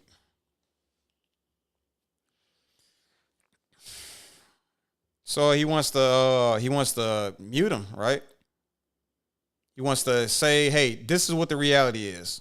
This is what the facts are," and that's okay to speak on facts. But some people, how do I word this? Some people have information that they believe to be facts, and if you cannot provide something to dispute their facts, if you don't have a rebuttal, right? You're going to have to accept the fact that this is a possibility in reality, right? And that it is up to your further research, right, to help you dispute their facts. Now, if there's a issue where the other person just can't accept facts, right? They can't accept a proper rebuttal, then that is occurring. That is an issue. I can agree to that. And it's like I said, I don't agree with everything Ye says, like specifically the fentanyl situation. And we all understand that that fentanyl thing was just like misinformation by Candace Owens, right? But there's no context here. So right. So there are other things that I would argue to be real, like everything that he says regarding Dr. Claude Anderson, right? And a lot of the things that we covered in this podcast, in this stream, right? Those were actual facts. Just putting it out there. So, but yeah, and then he was referring to, but as I said, we can't allow people to just say that we're wrong without offering a proper rebuttal that's based in reality and based in rational thought and reasoning. So, and then he says the second option is I have you how do I word this? Oh gosh. Second option, I have you institutionalized again, where they medicate the crap out of you and you go back to zombie land forever. Play date with the kids just won't be the same. That's a threat. Know what I'm saying? Isn't that amazing? That's a threat. Remember when Ye said slavery was a choice, and a lot of people had a problem with that.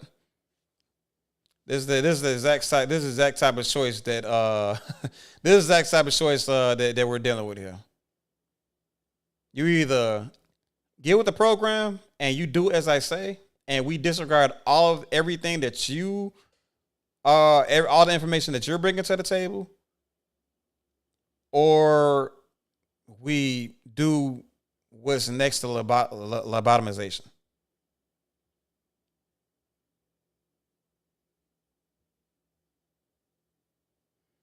I think Ye chose not to participate, right? So what's I don't think he chose this option, right? I think he chose the option of screw you, right? He chose the third option. It's not only two choices. It was three choices. He chose screw you. Right. So that leads me to this. What that leads me to this last part. Ye was very, very, very, very, very active on Twitter before he got banned for posting a Raylan symbol that many people confused for a Nazi swastika, which is crazy to me. I mean, I'm talking full-on news sources says that he posted a Nazi symbol. He posted a German or a Nazi swastika inside a Jewish Star of David. And it's so weird to me because even I learned in grammar school that there's two forms of. I'm sorry. Even I learned in grammar school that the swastika, the German swastika, meant something completely different before they vandalized it. The swastika was actually a symbol of peace throughout history, dating back a long time, thousands of years before Nazi Germany vandalized it. And when I say vandalized, they took the image, right? They took because it stood straight up, right? And they vandalized it by tilting it, creating the Nazi swastika.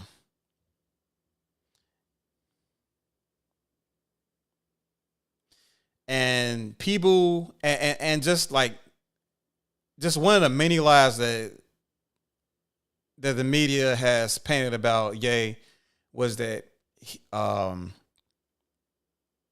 he posted a Nazi swastika when that symbol that he posted had a completely different meaning, and nobody asked him what he meant or why he posted that symbol. He's got kicked off of Twitter just for I argue to be for no reason whatsoever.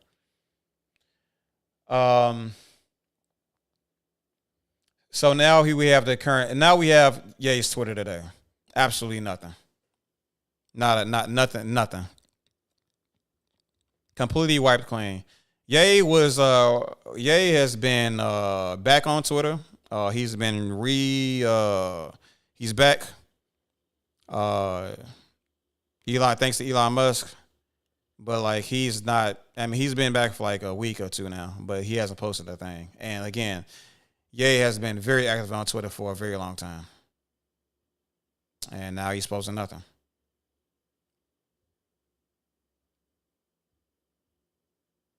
So I want to close this video out with something that Malcolm X said during one of his last speeches with his people.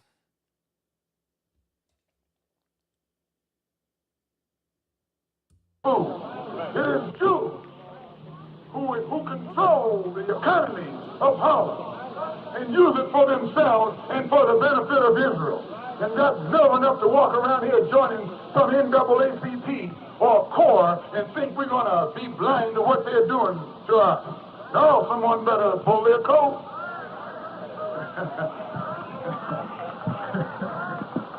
Someone better pull their coat before you start pulling some heads. That's not anti-Semitic, that's just plain intelligence.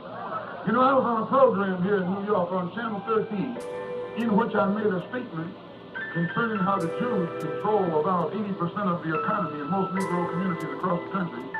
And the Jews just organized themselves and wouldn't let that thing come back on Channel 13. It was two interviews. One was done by Baldwin and one was done by me. The one I did two. One was short and one was a 30-minute derivation, 30-minute duration. And at the end of it, you remember Morgenthau jumped up and said that he's not responsible for anything I said. Well, I can understand why he said that, because during that same week, these same old so-called liberal Jews who claim they believe in free speech and all that old kind of stuff, they got together and prevented the showing of that interview again, simply because I had made the statement on that the Jews are the ones who are robbing us and exploiting us up here in Harlem and across the country. Jews believe in censorship more than anybody else. You know, all you got to do is start talking about Jews, and you'll find all the papers will close up on you. They can't take it. They can't take any criticism. They're the most sensitive white people on this earth. They don't like you to talk about them, but they want to talk about everybody else. They want to tell you what Hitler and Eichmann did to them, but don't want us to tell you what Uncle Sam has done to us. And Hitler didn't kill as many of them as Uncle Sam did kill those of us. And if they were justified in snatching Eichmann and taking him back over there and gassing him, then God is justified grabbing Uncle Sam and putting the gas to him. See, they set themselves up as judge and high lord executioner. Well, we're not doing that. We're leaving the judgment and the justice up to God.